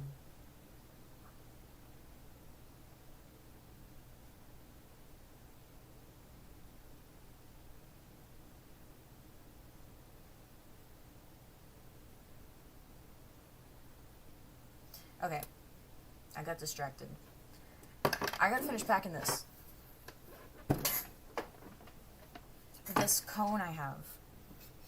I would like to pack my cone.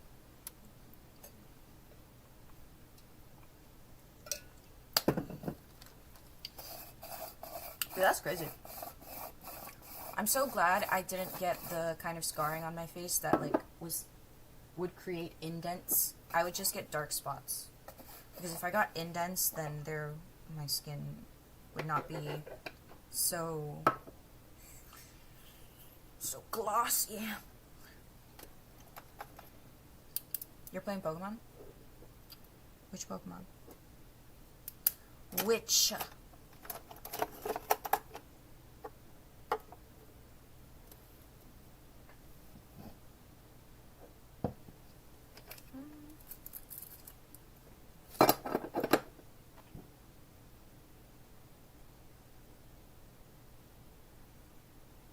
Silenced unknown call.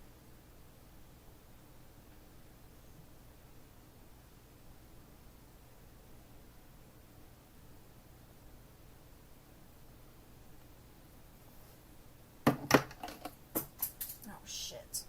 I dropped something. I'm not gonna pick it up.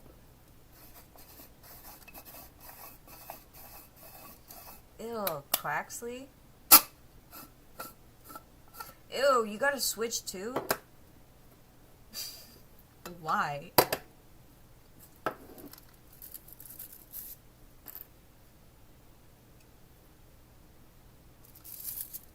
I think maybe if I give Bug some food, she will be satisfied. Bug, are you hungry? Do you want to eat? Are you hungry? Bug? You hungry? You want to eat? Is that what you want?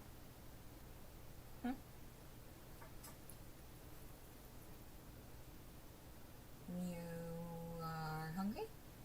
You want to eat? I think she wants to eat.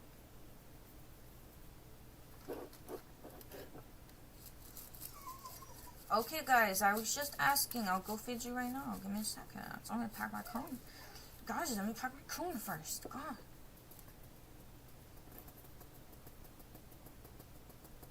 Am I gonna play Minecraft? Right now.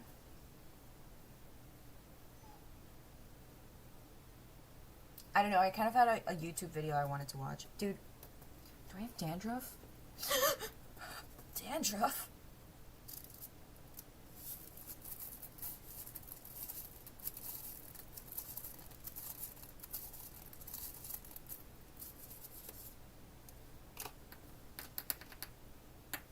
Girls, give me a second, okay?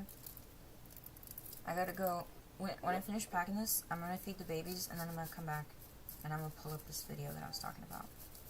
The video that I wanted to watch was about this lady who got so much plastic surgery to look Korean, but she's like European, or like, I don't know, she's either European or American.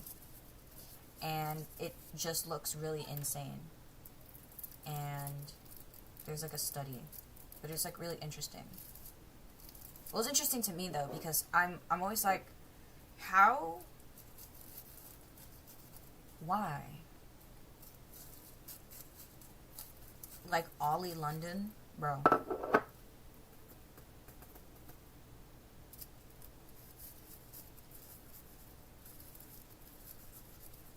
What the hell? Ew. Do you casually say that?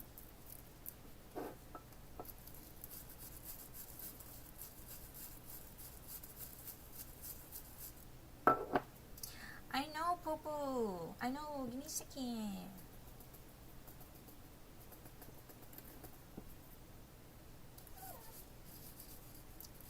Yeah, it's pretty insane, actually.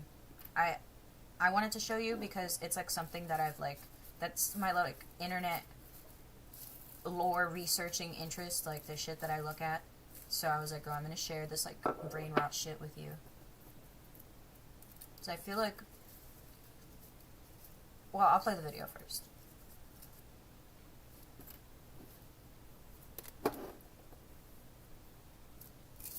Okay, let me go feed the girls real quick.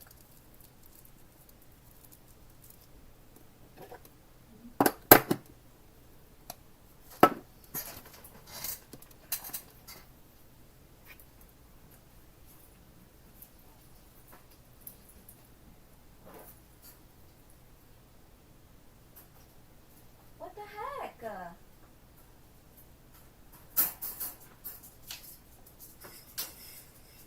Give me a second, right?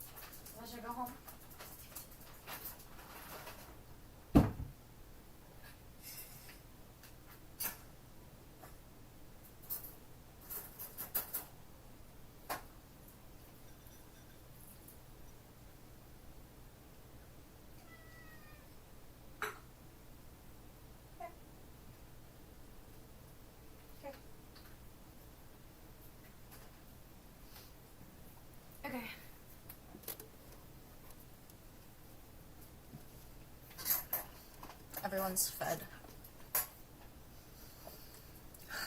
They were hungry. They're like demanding. What time is it? 6? Yeah, this is around the time that they usually eat. Okay. I got my J ready. I'm gonna load up this video.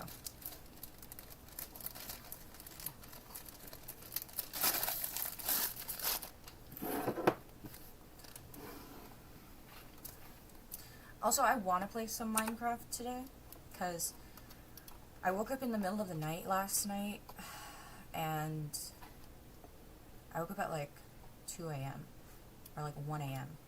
and I like got on stream, and I was like, hey, and I played a little Minecraft, but I stopped playing because I noticed that my game didn't completely save the last time I played, so I got really sad, so I stopped playing. Because I had just collected a bunch of stuff from a nether fortress. I cleared it. And I cleared it. And the items disappeared.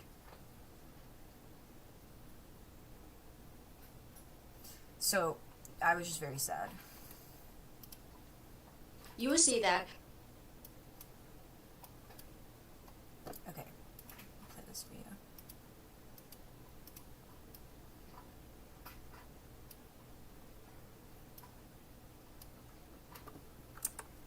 Hi. Okay, so the video that I'm playing is called Deadly Babyface Making Western Girls Change into Korean. The toxic beauty standard has gone too far. And this is the thumbnail picture. This is the girl before she did her transformation, and then this is after. So, I think she might be European or something. Well, Western. She said, yeah, Western. Guys, I don't know my maps, okay? Anyways, she... It's frightening, because if you look at her social media, like these pictures, they look okay. Okay, she doesn't look that scary here right now. But her social media... Because she wanted to become Korean, this Austrian white girl Lisa went through multiple plastic surgeries to transform herself from a typical European girl with blonde hair and deep-set features into what people now call the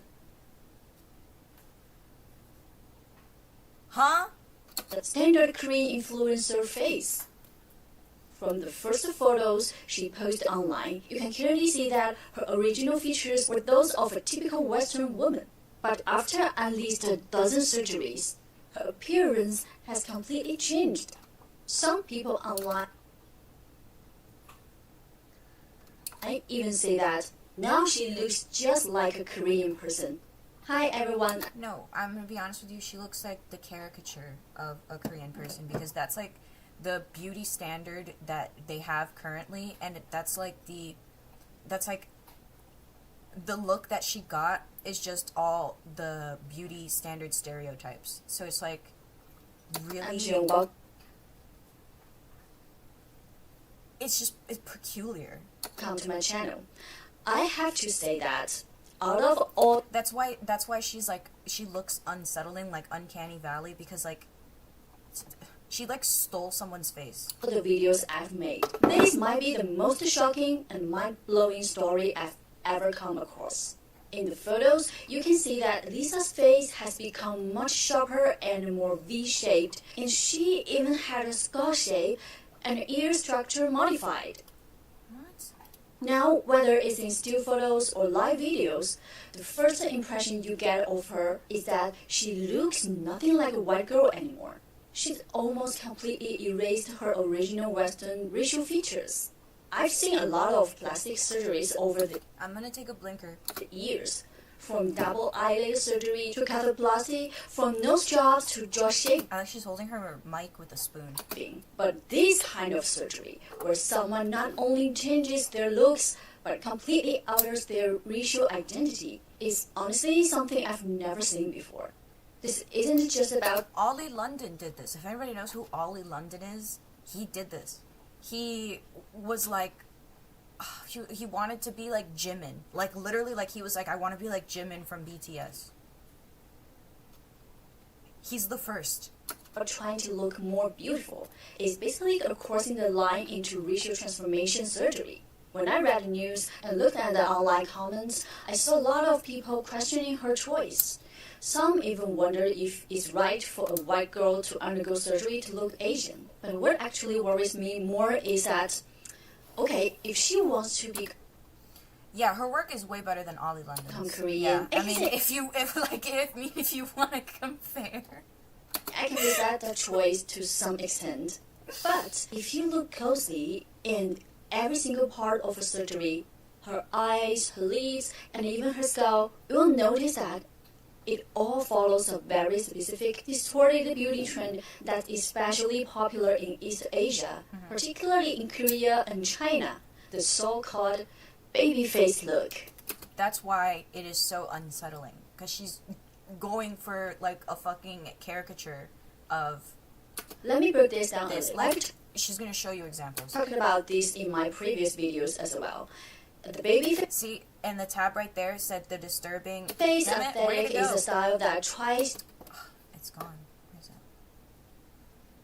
Was it here? No. To recreate the facial This is an adult that's editing themselves to look like this. features of babies or young children is extremely popular in modern East Asia, especially in the plastic surgery, makeup, and theater cultures of Korea and China. The main features of Well, for this one, I feel like she already has the face shape for this. this look are like youthful But appearance, this non-threatening this is obviously very edited. vibe, innocent expression, and a cute, soft feel. It's all about mimicking the facial traits of a baby to create a youthful and approachable effect. If you search for the term baby face on the Chinese social media app Xiaohongshu, you'll find around 1.3 million related posts. If you look closely at Lisa's post-surgery photos, you will see that her entire face has been remodeled to match this baby face template that's been trending in East Asia for the past few years. It's really obvious that her face now has the four main features of this aesthetic system. Yeah, so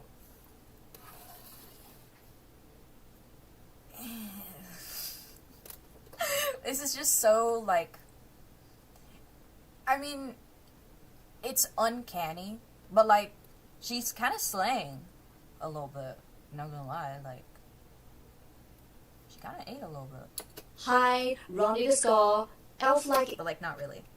ears, You gotta see the bad videos and pictures. big under-eye bags, plump lips, and flawless baby-like skin.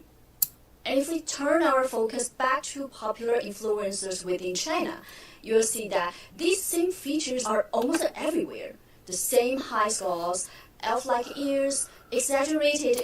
But the thing is, they already kind of have the structure to put on a filter and it'll look good, because I feel like they already have like the rounded face and like the little soft smaller features, and for this woman to get surgery to do those features is I feel like you're taking such a leap. Under eye bags, plump lips, and porcelain doll skin achieved through filters. Even beauty standards of Korean idols have been fully taken over by this baby face formula. East Asia countries have been deeply influenced by Confucian thought, which has a long history of emphasizing strict social hierarchies. In these systems, men traditionally work outside while women are often expected to stay at home, playing supportive roles like wives, mothers, or daughter-in-law. In this context, the more a woman appears childlike, the less threatening she seems, and the easier it is for her to fit into these submissive, supportive roles. I feel like maybe we just took that a little bit too far. Just perhaps maybe a little bit. That is why qualities like being gentle, obedient, and non-confrontational became the core virtues for women in ancient times. And these traits match up perfectly with the features of the baby face look. In ancient Chinese face reading, big eyes symbolized innocence, purity, and the lack of scheming nature. Plump lips represented softness, But see, they still look like grown women. obedience, and a gentle way of speaking. Small, delicate faces symbolize the weakness, dependency, and a willingness to submit to one's husband or parents. And facial features. It's just really been taken like way too far. We're we're past it. We took a leap. Clustered. No, she like every picture that she actually looks good is very much edited. Together, like those of a child, symbolize being well-behaved and compliant. In other words, this whole baby face aesthetic. What am I watching? This lady who changed her face to look Asian. Is basically a modern hyper-commercialized version of this ancient power dynamic, where women are kept in a perpetual immature state, both physically and psychologically. If you look at Tang Dynasty paintings, Song Dynasty portraits, or Qing Palace artworks, you will notice a common theme. Small round faces, fair skin, tiny cherry-like lips, and soft, rounded figures without sharp edges. A look that perfectly captures this internal girlhood vibe. Eternal girlhood? So when you look at the modern plastic surgery industry, this baby face ideal has become one of the most marketable products for some businesses, targeting a never-ending stream of younger customers. And that's where things get really extreme. Just a nose job isn't enough. You need elf-like ears. That's why people always ask me if I got my ears done. I'm like, no girl, my ears just look like that. Some people, wait, we'll push them forward. They kind of look a little. I never really noticed it. And then there are times where I had my hair up or my hair back, and somebody would say something. I'm like, huh? But yeah, no girl.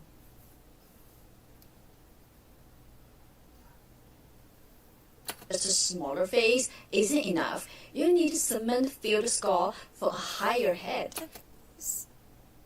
I'm sorry? Cement? We're putting cement in our skull? Just enough. You need cement-filled skull for a higher head. Just a double eyelid aren't enough. You need lips that are permanently stitched into a slight smile. One surgery isn't enough. You have to keep going back, maintaining it, trying to stay forever 18. And countless people are paying. I think aging is perfectly fine, and I think aging is lovely and normal. I wish we would just let ourselves age. Massive physical and financial costs for this pursuit. For example, to get the high cranial top, some people inject cement or fillers into their skulls, which leads to severe hair loss over time. To get those elf-like ears, some people add fillers behind their ears, which can cause the entire ear to become infected and rot. To achieve that permanently smiling, plump look, some people just cut the corners of their mouths and stitch them up, which can eventually lead to painful infections and even necrosis. And just when I thought I had seen it all, there is a new trend on the Chinese internet that totally blew my mind. The so-called protractor face. Some influencers are now proudly showing. Stop! What? I think Bug just wants to like sit with me right now. At this point, make a YouTube and do reaction vids. Wow. You'll never guess what I'm doing right now. You'll never guess. Off jawlines so sharp, they claim they match the exact angle of a protractor from math class. Girl, BFFR. This is, like, these standards are so ridiculous. It's like you're so bored. You're so bored. What the fuck? Alright, wait, where is her... What do you want? Is it because Mr. Handsome is on the couch? I mean, I don't know what you want. Her name is not in the caption? What?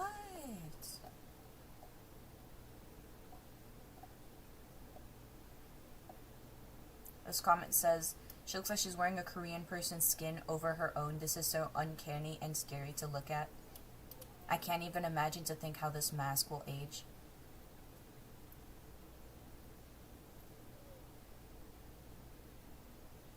I've never seen a baby look like this. Yeah, me neither.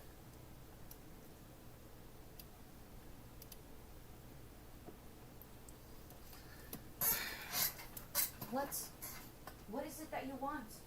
Can I help you? What? Do you want to sit on the couch? Is that what? Just sit on the couch. It's really not that serious. Go over there. Sit. There. Is that what you want? What? I'm in the middle of something right now. Okay, I love you too. I love you too. Just relax.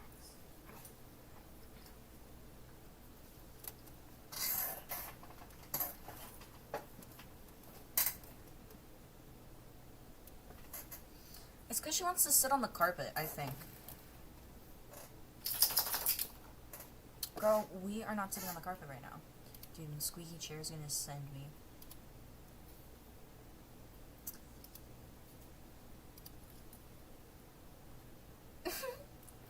Alright, I'm over the uncanny valley situation.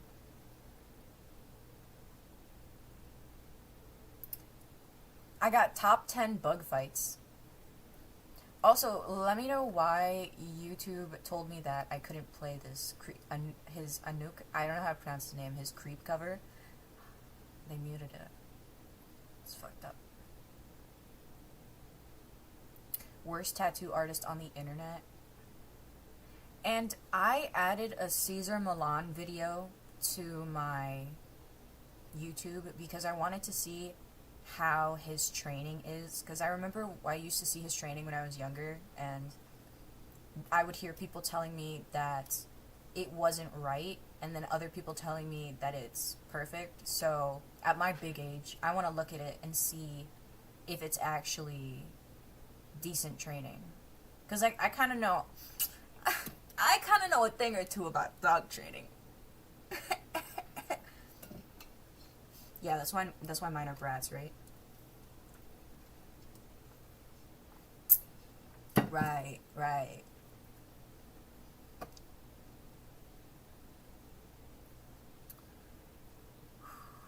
Or this, why girls trips to Miami never work. I wanted to see this.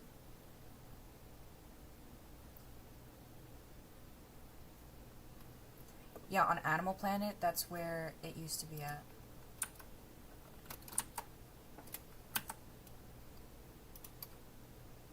Bruh.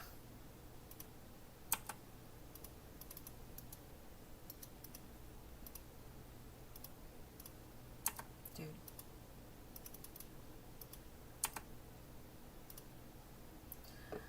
Okay, it wasn't letting me open it for a second there.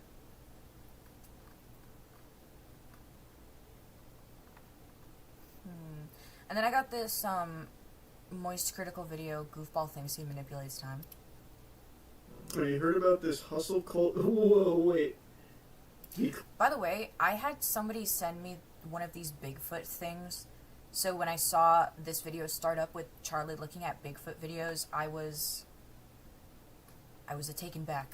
Claims he can bend and compress time to turn one day into 3. His name is Ed. I'm sorry? Have you heard about this hustle cult? Whoa, wait. He claims he can bend and compress time to turn one day into 3. His name... I would like to know how to do that. Is Ed Millet? So I measure time. I've compressed and condensed time. I've bent it. My day is 6 a.m. to noon, and I'm not crazy. You're crazy for thinking it takes 24 hours, just like some dude in a cave did 300 years ago. My second day starts at noon and goes till 6 p.m. That's day 2. And then the next day is 6 p.m. to midnight. What I've done now is I have changed the manipulated time. I now get 21 days a week.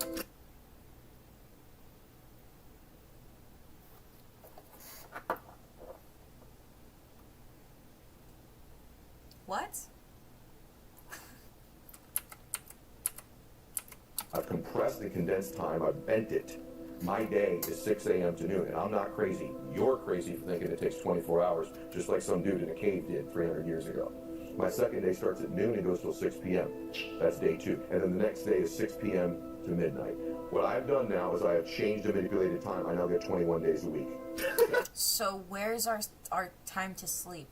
Stack it over a month, I'm 55. Stack it up over a year, you're toast. Stack it up over 5 years, my entire life is different than it would have been otherwise. So, Rage bait. Yeah, it kind of is. Yeah. He's good. He's got the power of the time stone. What hope do we have to challenge this man? He's gonna kick our butt. So, but he says that his day starts 6 a.m. to noon, and then noon to midnight, right? That's what he said. Okay. So when is he resting? I wanna rundown of what does he do in those hours. Like, I need a play-by-play schedule. No! Ed, please! What do the comments say? I have to know.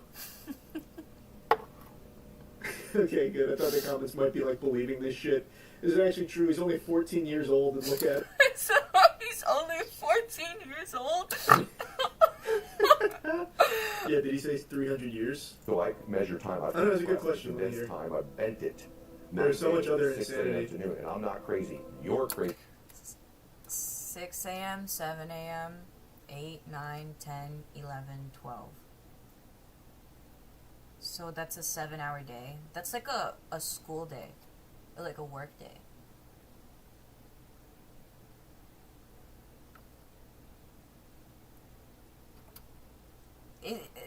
Crazy for thinking it takes 24 hours, just like some dude in a cave did 300 years ago. You're right, that completely slipped under my radar the first time because it was sandwiched in between other lunacy. He thinks we were cavemen 300 years ago?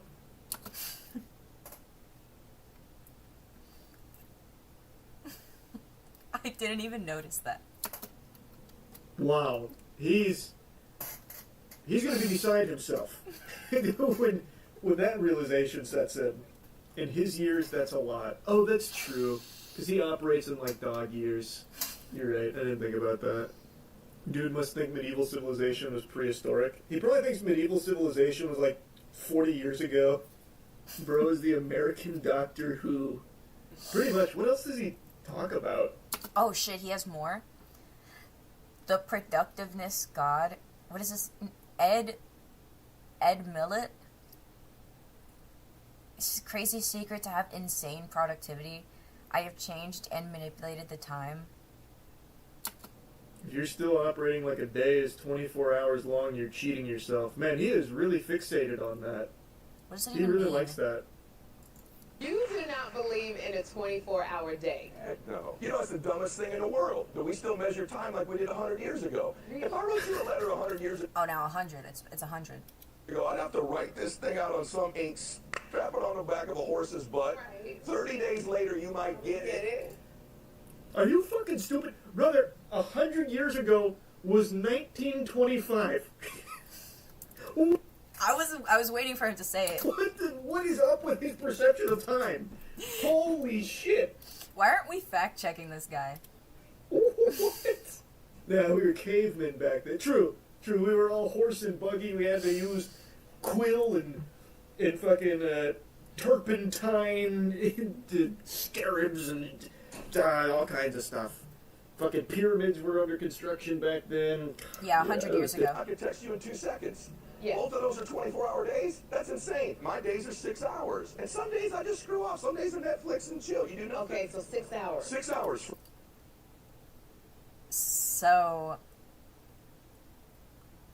what he's saying is, he breaks his day up into segments, so it's easier for him to handle. Some days, I just fuck off. So you're gonna tell me, I'm gonna wake up, it's gonna be 6 a.m. to noon, and then noon to midnight, I'm fucking off, I'm watching TV. And then, what is it, midnight to what? What is going on? From 6 a.m. to noon, that's a day. And in that day, you get the most love, fun, business, money, whatever you want. Why are we clapping? He's clapping. How could anyone hear this? For even a second be like, yes. Yes, he's speaking it. This is what I've been trying to say. Just because the guy takes a nap at noon What the fuck, man? That's crazy. So basically, he's taking a nap and he's embarrassed that he needs to take a nap, which is completely normal. Taking a nap, you should take a nap. I advocate for you taking a nap. We don't have to do this whole thing. It's okay. Just go take your nap. It's cool. Everybody naps, okay? That's crazy. But yeah, blinker checkpoint. So because this guy goes to take a He's at a church probably. He's probably a preacher. little snooze at noon like a little baby, a little toddler, and then starts his day when he opens his crusty little eyes and thinks it's a new day, all of a sudden that deserves some uproarious applause from whatever lobotomites are around thinking that somehow that makes sense? He's not even making a good point. It's not like his day is somehow more productive just because he tells himself that a new day has begun after his nap. Like, he's not even expressing anything helpful. I think he's just deluding himself into a schedule that works. I don't know.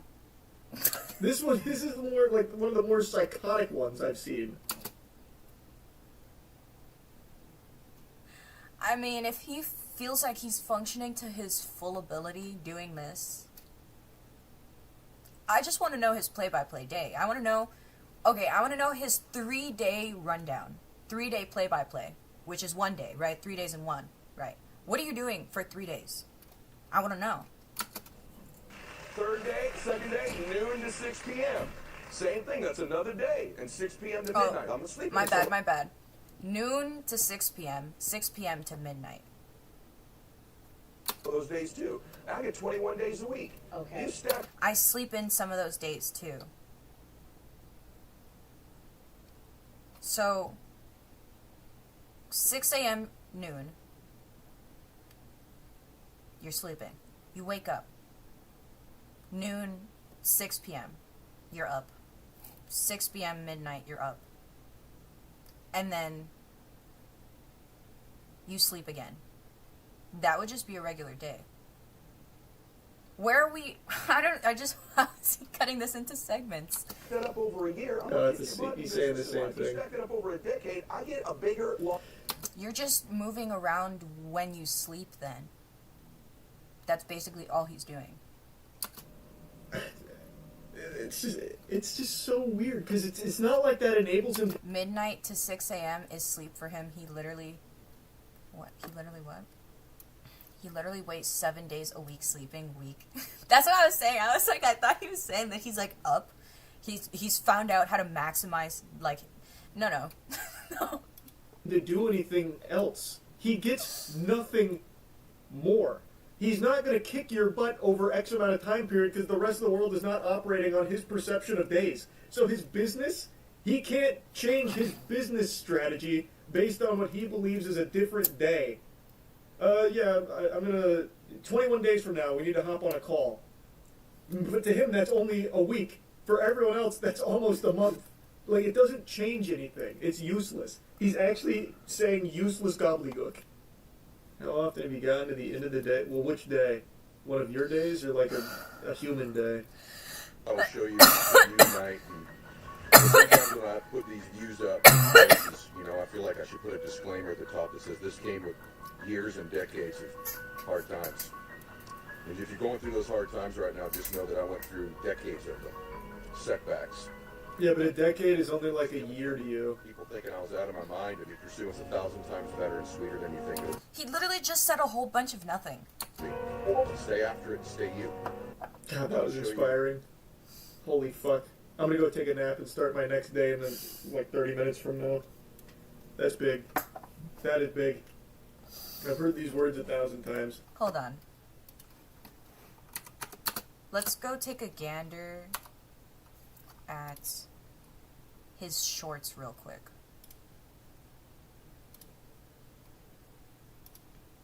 Damn, he got 1 million subs though. So, I mean, he really does got people listening to him. Want to be happier, do more. The most crazy focus you've ever been was the happiest you've ever been in your life. You go back, well, when I was studying for my master's degree, whatever, you're like, weren't you crazy, folks? You were busy all the time. If you're a mother and you're carrying this baby, and it's the hardest thing you ever do is carry this baby, plus you got a job and you're bringing this person up, it's the happiest times of your life. Or when you're the most, you feel out of control. You're the Why?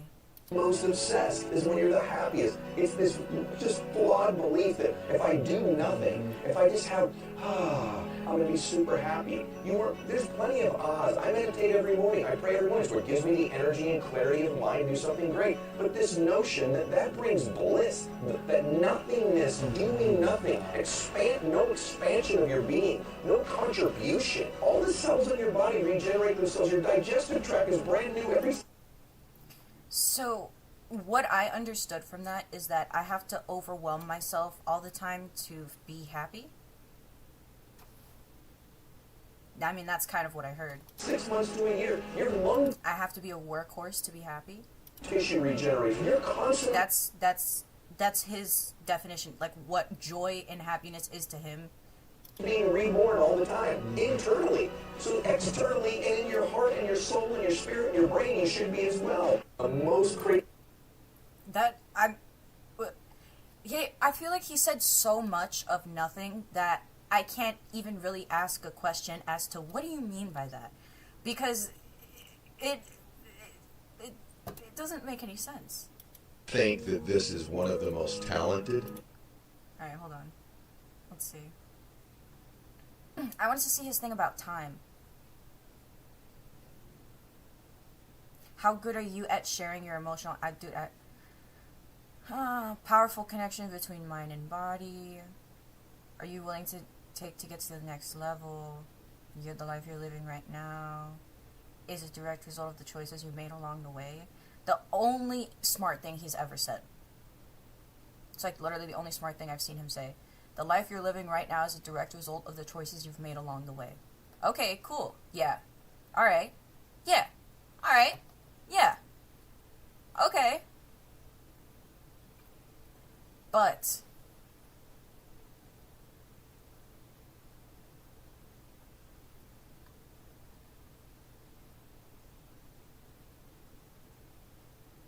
I mean, I guess maybe he does have a couple things that are good, but what are these what does this time one mean? Where are his time videos? You can't learn to drive in parked car.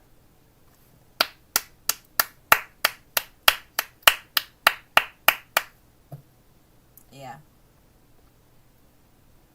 Did he delete them? Because where are they? What happened to his time videos? Oh, here it is. Okay. We saw that one.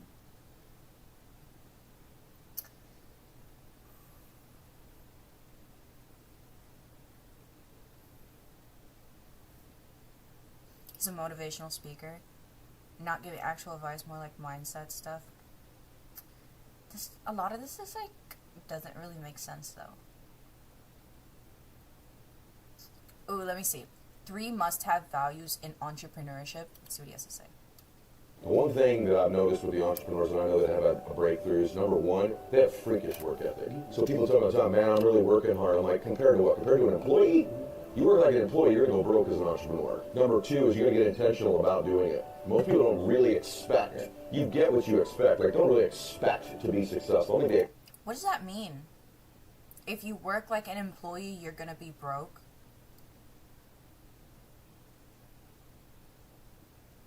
What? Expect really to make money. And I did when I was young, man, as an entrepreneur. I went broke a bunch of times, but I expected to eventually win. And then the other thing I think last is you got to do something that you're pretty good at. Yeah. I don't care if you're if your entrepreneur has to do with selling or if you're in the fitness space. Like, you have to be great at it. Like, you can't be average and ordinary. You can't be like everybody else. So what distinguishes you? What makes you different than other people? I think people just minimize the amount of work, the expectation of making money, and then how good you really got to get at what you do. You got to be one of the best in the world. What?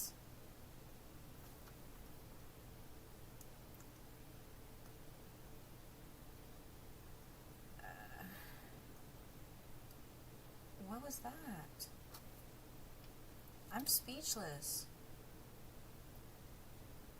Thank you, Ed. Thank you for the amazing video. More gems from Ed.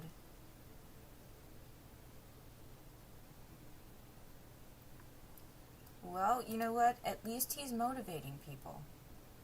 Yeah.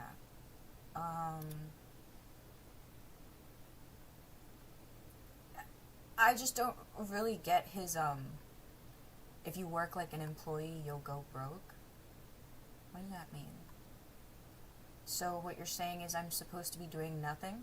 Or am I supposed to be doing more than an employee, quote unquote? What does that mean?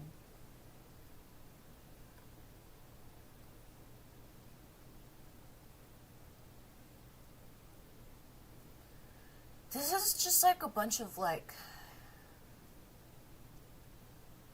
What is this? So hey, I don't know who needs to hear this, but I figured I would share it with you because I was thinking of all of you last night. I was counseling a young man who I really like. Like a CEO owner doesn't have a 40-hour work week and turns off after hours is what he means. You have to work constantly to build values as an entrepreneur. Is his mindset that rise and grind set?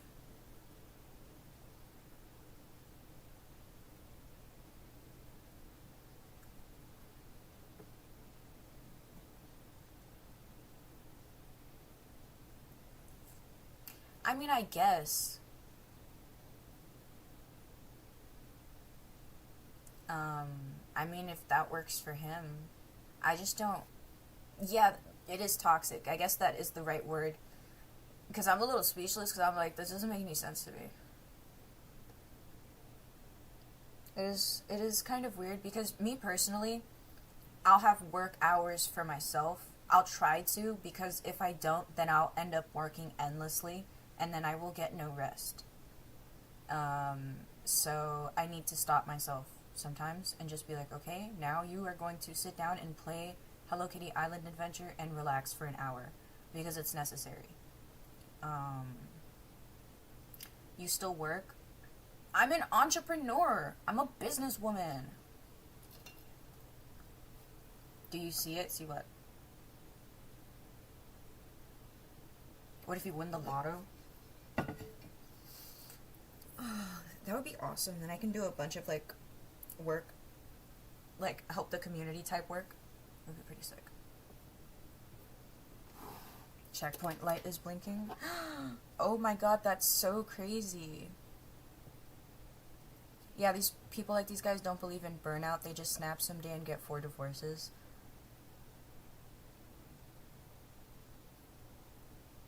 You think that makes them feel, like, fulfilled? Or do you think when they get old, they're gonna be sitting there thinking about all the things they wish they did?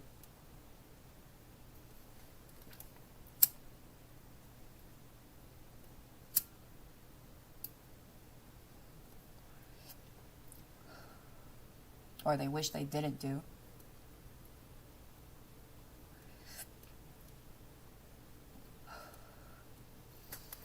That's how I'm trying to not be. I don't want to be old and sitting around at my nursing home thinking about all the things that I could have done or yada yada. Oh, no, right now I'm just going to go do it. So later I'm not going to be like, my life sucked. I didn't get to do blah blah blah. So let me go take it out on other people. I know they hate themselves regardless. They do. Sorry, I'm messing with my cheek piercings.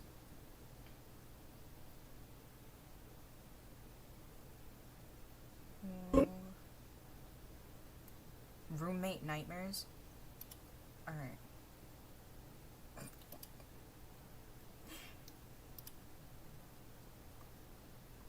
Okay, I need to eat something.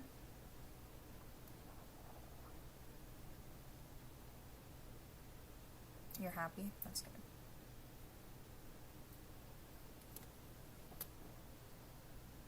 Thank you. Thank you, thank you, thank you. Okay. This was kind of clickbait. Goofball thinks he manipulates time.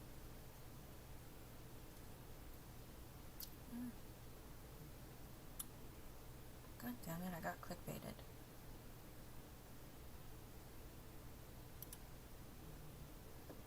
The lore about like girls trips in Miami, like you go friends and you never come back friends. There's like a Miami curse with girls. Guys, I've never had a Miami trip because I live in Miami, so I don't really know what this canon event is supposed to be. So after we get done eating, the bill ends up coming, and the bill comes up to like $350. So that's when she got pregnant. So one of the girls was like, "Oh hell no, I don't got $20." What you mean you only got? Bitch, why would you take your ass to Miami with $20? Let's be so real. So we were taking videos and excluding me out of the videos, you know, like doing videos like this on the side, like we don't panic to where it's just them in the video and not me. Like I would never do another girl trip because of like this whole situation. It was like Khalil was mad, everyone was upset. It was like, Lord have mercy. Going out and acting a fool in an area you're not from. No, I really hate that because, you know, since I live here, around spring break time, everybody's like, hey, don't pull up to the beaches because, you know, there's going to be hella annoying motherfuckers over there. Because, you know, you just see the news. The last couple of years, they were just wrecking shit. And then this past year, I think the cops were like, don't come. We don't want you here. But obviously people still came. But I heard a lot of back and forth like, oh, there's nobody in Miami right now because they said don't come, or oh, there's still people here fucking shit up, blah, blah, blah. So, do I know what happened? No. Today we're diving But they always be fucking shit up. into a topic that's plagued girl groups for generations. Why do girlfriend groups going to Miami for a vacation always end up in drama? Now, some of you guys might be asking, Caroline, why would you make a video on this, especially a deep dive, girl? Yes, it's a deep dive. Because this is a topic that has always fascinated me because it's just too many people are experiencing the exact same thing, and we've never really talked about, hey, like, maybe we should talk about the reasons for this. I'm going to give you guys a very thorough deep dive into the truth about Miami vacations and why girlfriend groups never seem to survive. The Miami friend breakup. If you don't know what this is, it's okay. We're going to break it all down in this video. We're going to get into... So, I think a lot of the time, they just want to blame, like, wherever they're at, because they think it's like a curse or something. Girl, you are probably a bad friend. the nitty Maybe you just can't get along with people. Maybe you shouldn't have gone. gritty of how this can even come to be. And, like, I just feel like it shouldn't even be a topic to say, oh, I pulled up to Miami with $200. Girl, you're gonna get a plane ticket home with that. That's all you got, the plane ticket home. You got here, you got $200, now you gotta buy the plane ticket home. That's it. That's all you got money for. So, might as well take your happy ass back. Because it doesn't look like anybody's gonna be paying for your shit, girl. When you go on trips like that, you need to have, and you want to have fun, and you want to chill with your girls. Babes, Miami, especially Miami Beach, which is most likely where they're at doing all of this, is like taxed up, like it's priced up because it is a tourist area. So if you're gonna get fucked up, you're gonna be spending mad money. Like,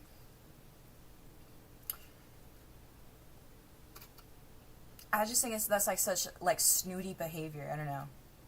Like, I'm friends with girls. I've been friends with girls, but I'm not friends with weird girls. So, well, I mean, okay, well, I am friends with weird girls, but not like weird, like jealousy type shit. You know what I mean? Like the goofy ass behavior for no reason.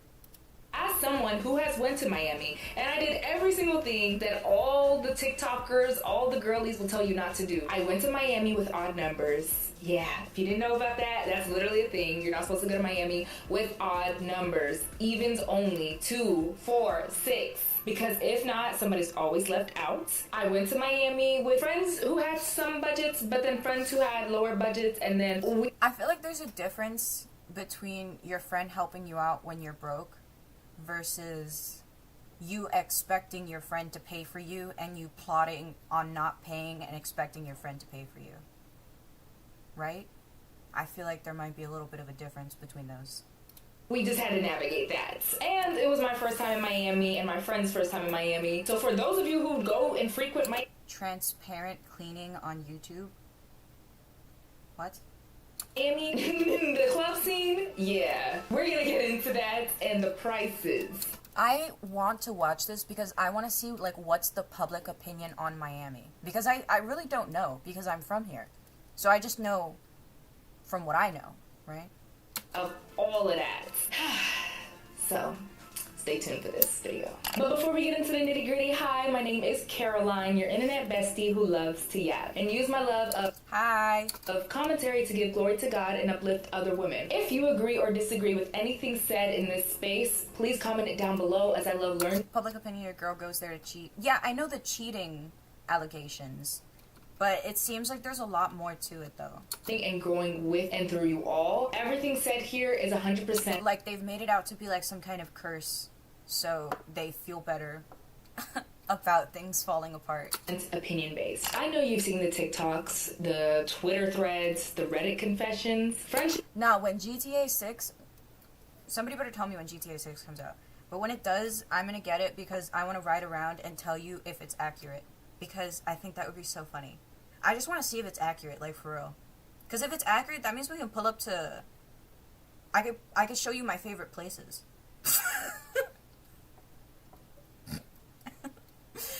Oh, man. She's falling apart faster than a lace front in the Miami humidity. I told you guys, Miami... Oh, my God. We could go to space together. If it's accurate, we're going to space. He ruins girl friendships, and y'all thought I was joking, and then Trinity shares her story on this app, and all these other people follow, and now everybody's commenting on how Miami ruins friendships, but I said it since day one. We're talking petty fights, secret grudges, wild party nights gone wrong. Oh shit, they fighting? And entire friend groups coming back with a group chat full of ghosts. It gets crazy, and we're gonna get into it. But here's the thing, it's not just the heat, what, Katy Perry? the high heels, or the hangovers. It's actually way, way deeper than that. Let's get into the psychology. Oh, she's getting into it. Economics, and the social dynamics that turn what is supposed to be a fun girls trip into a full-on friendship apocalypse. So we're starting off strong, the money trap. First things first, let's talk money. Vacations are expensive, and Miami is one of those places where the costs add up quick, and I mean quick. Flights, hotels, Ubers, bottle service, outfits, last minute waxing, and the whole aesthetic. No, Space is a club. Space is a club downtown. Overhaul you feel pressured to do just to step out on South Beach. Miami, if you are someone who's really trying to do Miami, it's not one of those places that you just on a whim go to. Like, you have to be ready for Miami. And we're gonna get in. Girl, do not come here unless you're ready. Girl, don't pull up. You got $200 in your pocket? No.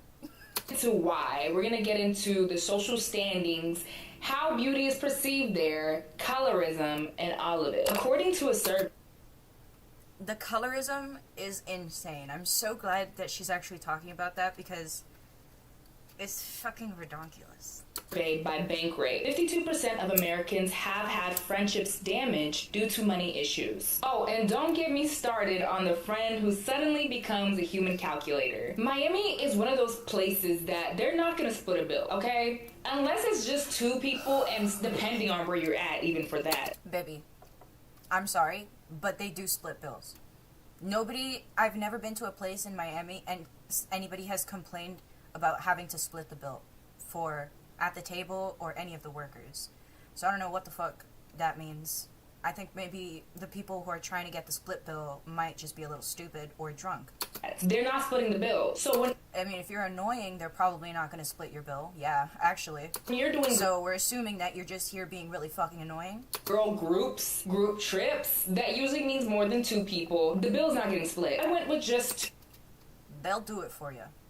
When you tell them in the beginning, if you're nice and you tell them in the beginning, hey, we're going to split the bill, they'll do it. But if you pull up and you're annoying, loud, rude douchebag and you're drunk and being stupid, they're not going to do shit for you. That goes for anything, anywhere.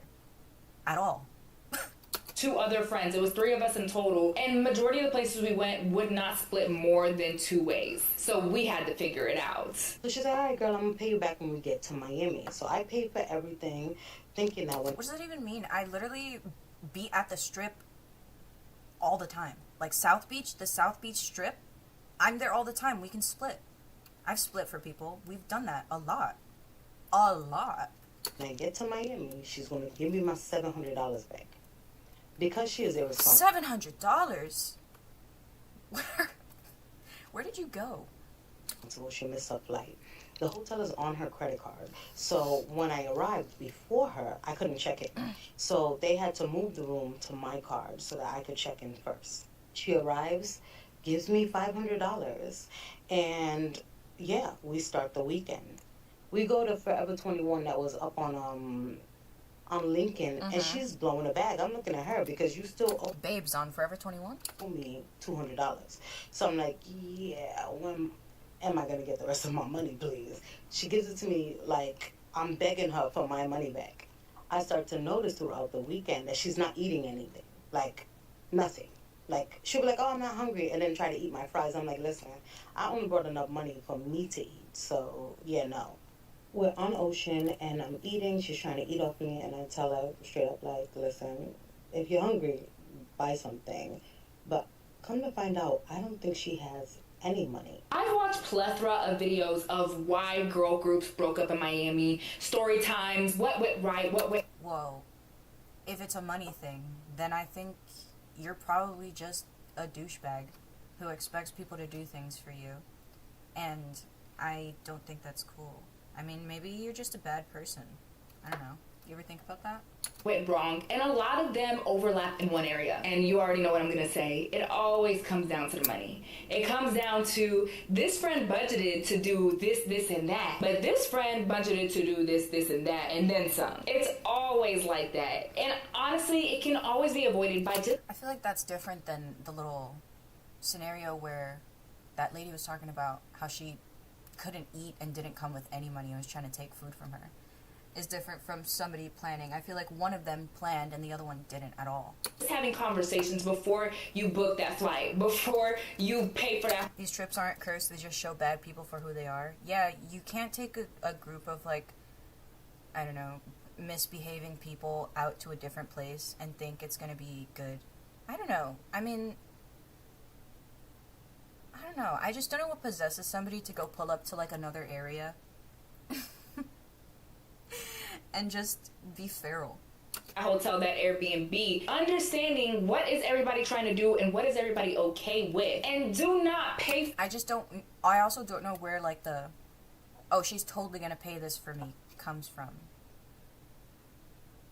For nothing, unless you know you're getting paid back. Like, I don't know. I guess everyone is navigating things differently, but my thing is, if we're trying to go on a trip and it's time to put down some money, and you don't have the money and you're like, oh, well, I can pay you back, baby, then we're just not ready. Because if we can't have the money right now, we're not ready to go on this trip. Lots of women are going and booking Well, that's the first step, right? I feel like that should be, like, unspoken. Like, I feel like we already, collectively, we all know that, right? Airbnbs, booking hotels, and they're not getting the money from everyone before they book it, and then they get to the trip and there's still problems coming up. Oh, I'll pay you this and that later. Or these friends that they bring on the trip, pay them, and then they navigate Miami and realize, oh, this place is expensive. I cannot afford all this. Like, I already paid for this hotel, this and that. Let's just stay on the beach. Why don't we just stay on the beach? South Beach is fun. Let's just drink and stay on the beach. Well, where are you trying to go, though? Because, I mean, isn't going to Miami a lot of getting drunk on the beach and being in South Beach? Or am I tweaking? Or are you pulling up to the club and you're buying the section at the club? Get a load of this guy. What? That's crazy. I mean, if you're going to pull up to Miami, you pull up prepared. You pull up, you know somebody from Miami that's going to get you a section. Who's buying? Not you. You shouldn't be. If you're buying all that, you're doing it wrong. I go to Miami with a bitch and she start running out of money. She starts saying it. Honestly, I don't even know how you pull up, you spend $700. Because, like, when I go out, I get drinks for free everywhere. I'm not yanking your dick saying this. I'm like so dead ass. Like I'll pull up and I'll go, like there are times where I'll go with Chena and we'll just walk around and we just go we go bar hopping and we get everything for free. There's literally not a penny spent. Not a penny. I don't know how the fuck we're dishing out $700 downtown, girl.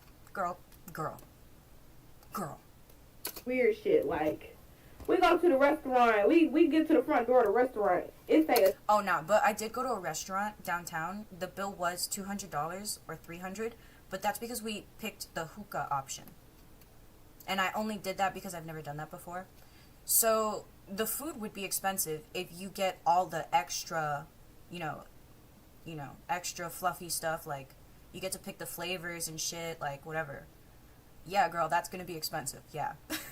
Italian cuisine. She talking about, bitch, you know I don't eat cuisine. What is cuisine? I ain't never ate that before. Y'all bitches doing too much. Y'all be trying to do extra stuff. I don't even play like that. Well, take me to McDonald's.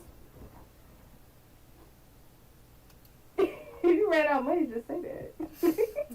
And honestly, no shade, no tea for people who want to just stay on the beach. But if you go with a friend group and there's a portion of that group that wants to go out clubbing, that wants to go out and explore the food scene, that wants to go out and shop, and you can't contribute to those things, that's going to cause turmoil in the friendship. It will absolutely cause turmoil in the group. I just maybe feel like a lot of these people are just really bad with money. I mean, you go shopping, it's gonna be expensive. You go out to eat with a big group of people, if you're paying for everyone, it's gonna be expensive. Yes. You go clubbing, if you buy bottles and you buy a section, it's gonna be hella expensive. Like, no shit. So, I'm just like, where are we misunderstanding things? Because either one person's going to be there and feel left out because they're not participating, or they're just going to avoid it at all costs and decide to stay back, and then now the group split up. And now it's not even like a girl group. But the thing is, you can go do these things for low cost. They just don't want to or care to understand or figure that out. I go do all these things casually. I don't spend, like, max I'll spend is maybe $50 doing, like, parking and getting a snack or whatever, yada yada, helping somebody buy something, I don't know, fuck, but I don't go, like, downtown and $700 disappears from my pockets. Group anymore, and now we're sowing seeds for something bigger. You understand? I saw this TikTok of a girl exposing how her friend wanted to split the bill evenly after ordering the most expensive items. That's another huge... And honestly, ain't no fucking way. Honestly, y'all, I've seen this in so many story times. Girl, are you dead ass? That's a really quick and easy... No. And if she argues with you, you get up, you go tell the waitress, yo, I'm paying for the stuff I got. And if she comes up and she starts tweaking and she starts fighting, girl, 911, speed dial. Quick. Come collect this girl. And then you just pay your bill. And that's it. If you are a girl in a friend group and you know that you are the type to just, hey, we're gonna split everything down the middle, do not go out and eat with the person who's going to be ordering this which and way and that. And I've only split the bill when there's two of us or somebody I gaff about paying for. I feel like these are all just like really bad communicators and like people who are really bad with being dead ass. When you come to Miami, you gotta be dead ass. You're not gonna survive. You're just getting a little pasta and a water. Absolutely not. Absolutely not. We're not splitting nothing down the middle because, yes, essentially, you are paying for way more. The only way that can work is if you two are ordering something along the same line price-wise. If they're getting a steak and you're getting a carbonara with 2 drinks or whatever, it just needs to add up price-wise. And if it doesn't, if at the end of that meal it doesn't, then girl, whatever your friend bought or ordered, order some more. Get a couple more drinks because no, everything's getting split down the middle. Like, I don't even understand that logic. Oh, just get a couple more drinks? No, just tell her no. and pay for your stuff and go. Why are you trying to spare her? I just don't understand. This is why I don't have friends. I'm gonna be honest with you. Why are you trying to spare her feelings? She's literally trying to con you right now, and you're sparing her feelings? Girl, have more respect for yourself. I just don't understand, honestly, how you could be okay with splitting things down the middle, knowing that you... Put your foot down. Mr. Handsome! He restarted the video. Mr. Handsome. Mr. Handsome. What the freak? What the freak? Stop. Stop. Where you're allocating your money. When it gets down to the whole like, oh, well, we're gonna pass the then girl, whatever your friend bought or ordered, order some more, get a couple more drinks, because no, everything's getting split down the middle. Like, I just don't understand, honestly, how you could be okay with splitting things down the middle, knowing that you did order like the most expensive things there. We as girls need to talk about that, but at the same time, Miami doesn't really leave a lot of room to avoid those situations. When it does.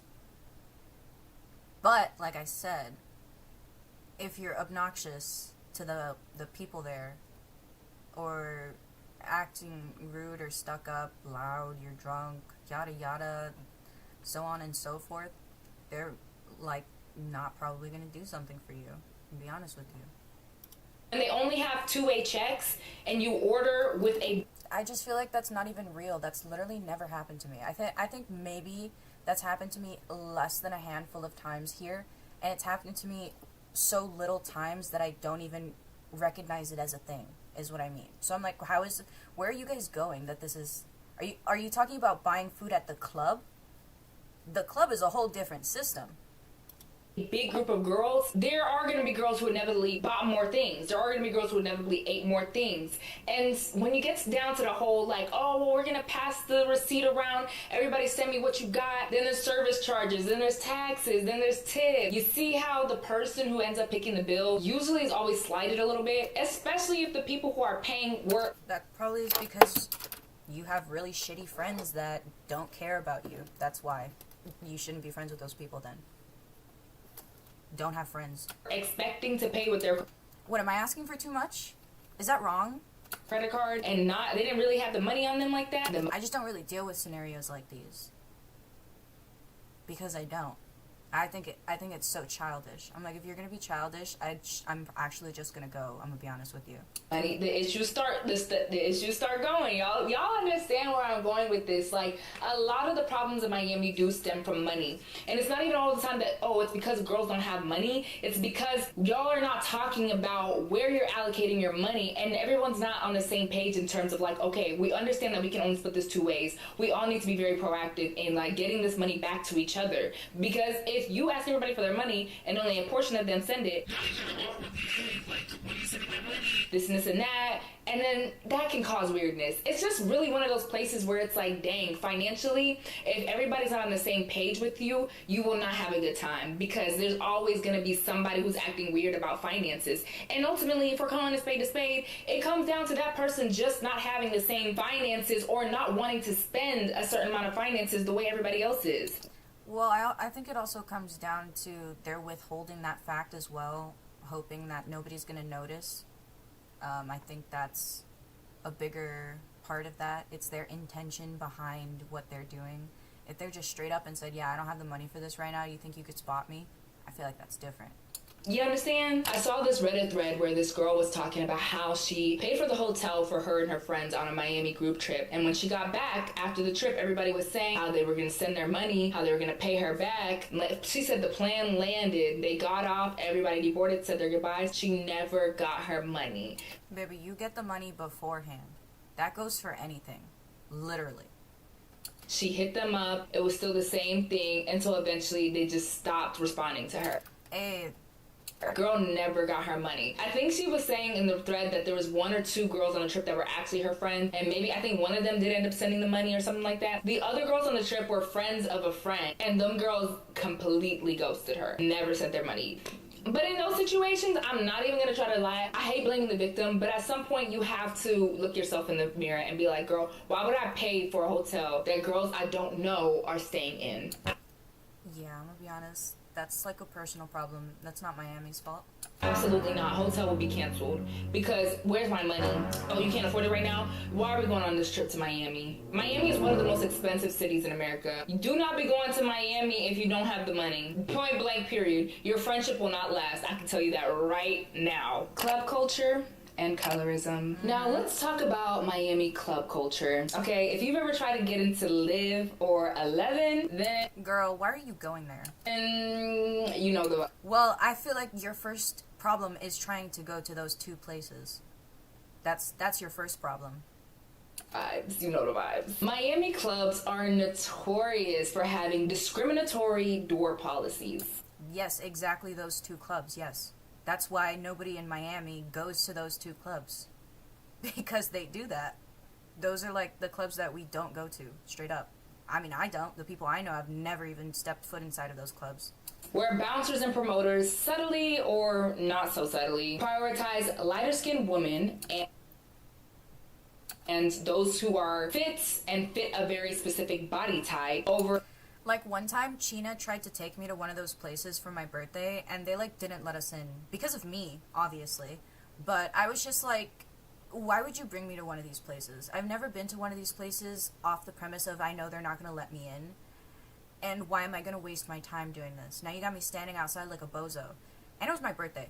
So we went to some other place. Like we went to like an actual fun place where they're not just sticks in the mud standing around like, and they play actual music. There's a lot of those actually.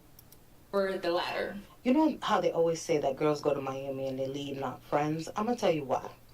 I think that a lot of girls are getting to Miami. There are more places that you can get into than places that you can't, right? I'll say that. That is true. You're just picking the places that are like the tourist spot, that are like, oh, this is the hottest shit.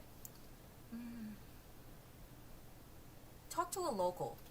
Miami with the idea that the pretty Miami's pretty sick, I'm gonna be honest with you. But like sick, not derogatory, like sick, like cool. If you know what you're doing, it's cool. privilege they get in the city also works in Miami. Now, you may be pretty in your city, but you may not be Miami pretty. And with Miami also being very colorist, I think that a lot of girls get there with little to no money, thinking that they could rely on their looks, and then they get the shock of their lives. So I'm going to tell you... Yeah. I've watched clubs reject people. I've been rejected at a club, like, once. But, like I said, I don't go to those places. I was brought there, and Sheena promised me we could get in. And I should have known that that promise was not dead ass. So, it's okay, though, because the night was fun, and we ended up, like, just going to a couple other places, and it was super chill. But that was, like, severely obnoxious. Because, like, that's one of the scenarios that I, like, specifically avoid. Because I know what's gonna happen. And, like, I'm like, damn, bitch, you just placed me into this scenario that I specifically avoid. If you told me, I would have said no. My Miami story and how this trip ended in an 8-year friendship. This can create a very toxic dynamic within friend groups very, very, very quickly. Especially if you're one of those people who, if you've watched some of my past videos about becoming... No, I love Chyna, though, but she can get in. That's why. And usually I get in with her. But I think that day, I didn't have eyebrows. And I was sporting a mullet. And I have tattoos. So they were like, you can't come in here. I was like, okay.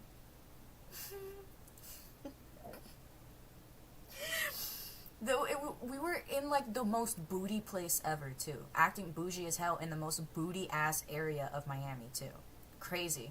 Becoming friends with people based on their looks and their weight and their size and how very toxic that can be. If you're one of those people who just have friends and you don't care about what their skin tone is, what size they are, how they look, then Miami's one of those places that will expose your friend group, for sure. Based upon Eurocentric standards. Because the beauty is very different for everybody and how everybody perceives beauty is very different. But we know Miami has a very specific look of what they deem as beautiful in Miami. Not all over America, but just in Miami. And of course, that's going to be whites, skinny, tall model types. But if you're not that aesthetic, then they'll take lighter skins and BBL fit still, very small waist, like looking women. And sometimes that doesn't even always mean lighter skinned black women, because I've seen lighter skinned black women come out with their own stories. I just mean like more like lighter skinned Hispanic women, or like lighter skinned, even if you're a Yeah, like sometimes I pass. No, not sometimes. The majority of places, they'll just be like, whatever, they'll let me go. But like that one place, they didn't. I was like, damn, y'all real strict. black woman, you have to dang near like your mom's black, your dad's white, that light skin. This can be very toxic to a friend dynamic, especially where some girls are getting VIP treatments while other girls are just getting left in the dust. I saw a video on TikTok where I forgot that that's a thing that does happen. I forgot about that. You'll be at the club and some of your friends will be getting like guys like, oh, let me get you a drink, and then the other half is like kind of being pushed aside, and then they'd just be looking at you funny. It's definitely a canon experience. Where this girl said this promoter invited her out to his section when her and her friends were all out shopping, and he didn't invite all her friends. She asked if all her friends would be able to come in, and he said no. Baby, in Miami, if somebody pulls up and says, we're gonna go to this party, and they don't look at me specifically and tell me to go, I'm not invited. I don't think I'm invited. I'm not going. Because you didn't look at me and invite me. You invited that person over there that's in the same group as me right now. Bitch. Girl. Oh no. I lavaed. Simply, he said, you can though. And what was that girl supposed to do? Yeah, that happens. In that situation, obviously, if you have any sense, you would not just go and be in this random man's section with none of your friends with you. But like, it's also one of those things where it's like, if this is a really cool opportunity, or somebody who is super big is performing, you really want to see them, it's a really hard opportunity to miss as that friend that was being invited, because it's like, dang, like I had the opportunity, but I couldn't take it. Ultimately, regardless, if I was in that situation, of course, I would just not take it. I would go with my friends. But I've seen videos of women saying, usually nobody takes it. But like, I've seen scenarios where like the girl will take it and she'll get whisked away, and that's really, really, really, really, really, really, really bad, because you're gonna get a really bad outcome of that, because these men in Miami, they're looking for prey. I'm not even making a fucking joke right now. They're literally preying on these girls, and they're waiting for one of them to slip up. I'm not kidding. I'm not exaggerating. I'm not joking. So you can never pull up to, if you're a girl with girls, even guys, never be alone. Ever. Ever, ever, ever, ever, ever, ever, ever, ever. You're asking for disaster if you are. You need to go in groups, you need to hold hands, and you need to never separate. It's that serious. It's like going through a fucking jungle. Like, we're going through the Amazon forest right now. You need to hold hands and stay low. Like, for real. like, hey, like I just told my friend to go ahead and go without me. And that's just not okay. Regardless, both sides, it should just, no friend should be, if you went there with friends and you're leaving your friends to go and do something with a stranger or go somewhere with a stranger. Yeah, it is tough out here. Thinking about that, yeah, it is a little rough. Absolutely not. That's a personal opinion. I don't feel like that's safe. I don't think you should be going anywhere by yourself in a girl's friend group, but every friendship's different. And I think you're more likely to take that opportunity to step away from your friend group if you're drunk, because I've made bad decisions when I'm drunk. But you need to have, like, you need to go to Miami with people that you trust. For real. Or that trip will show you who is to trust and who's not. Because those are real serious scenarios that you're going to get into. Like, dangerous scenarios. Very bad. So, you always need one person that's aware. You need one person that's taking account of everything. You need a fucking chaperone when you pull up to the club. And there are situations where a girl will leave her friend to go and feel lit, to go and be with a dude, to go and do whatever. And it's like, ultimately, that will obviously cause turmoil within friends. This isn't just an opinion, though. Studies show that colorism is deeply rooted in nightlife culture. And there are so many... It's true. It's 100% true. 100 and 300,000 million% true. Like, literally. Like, yes. Videos out that black girls are exposing how they were ignored by promoters while their lighter-skinned friends got to go in for free. So a couple years ago, one of my homegirls... Shit pisses me off so bad.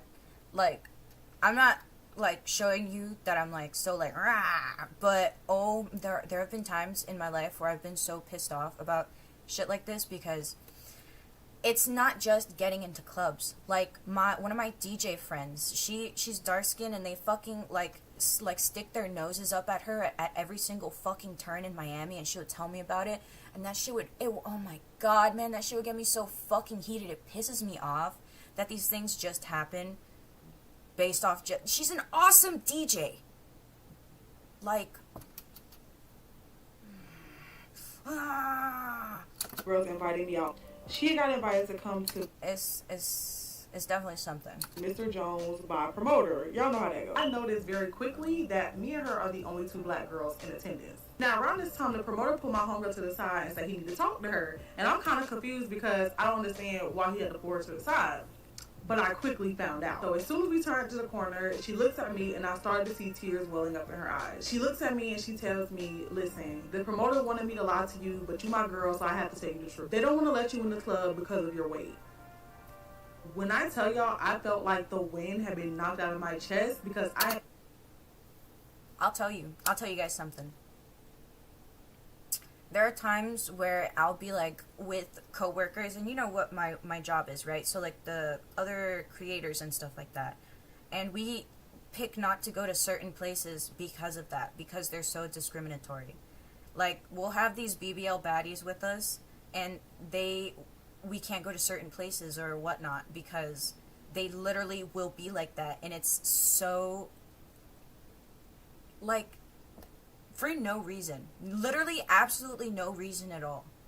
And they don't even care if you have hella followers. Like, you can show them your socials and you can have 1 million across the board. They're still not even gonna let you in, which is like, after that, I feel like that's even crazier. Like, I think that just makes it, like, on top of that, just another layer of worse. I had never been told anything like that before. Don't get me wrong, y'all, I worked in nightlife, so I know that there's a lot of pressure to meet a certain aesthetic, but I didn't know that places were literally denying girls entry based off of how they looked.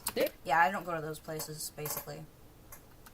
There's a lot of fun, like, alternative places in Miami, so it's pretty chill. There's also a Reddit confession that goes into a friend who went to Miami with her mixed friend group, and she had to pay for every entry while others got to go in for free. And yeah, she was the darkest in the friend group.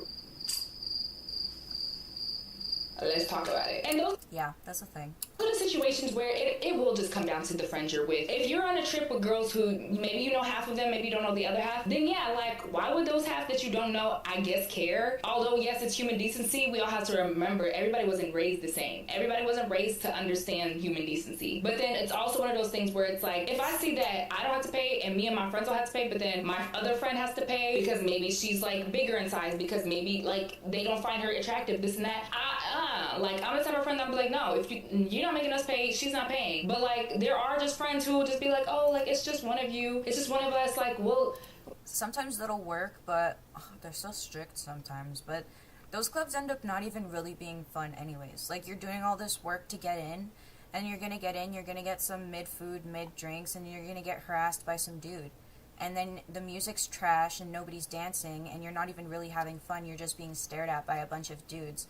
And all your friends and you are uncomfortable, so you're just sitting down taking shots, pretending that you're having a fun time. That's what you're gonna do. So, it's, like, not even worth it. You're telling yourself you're having fun, it's really not fun. We can just split it, you know, da-da-da-da. If that's the case, you know, to each their own, but... It's, like I said, it's like going to the fucking Amazon. It's going to, like, you're pulling up to the rainforest. and you got a machete and you're trying to fight your way through the vines. That's what you're doing when you go to a club in Miami. It's sickening. It's really, really sick. And I know I'm going to get comments ultimately like, why do we want to even go to the places where we're not accepted, where people are acting like that towards us? It does raise a bigger question, but it's almost like... But I think people end up going there because they don't know. It's really shocking, like, to have that happen, you know?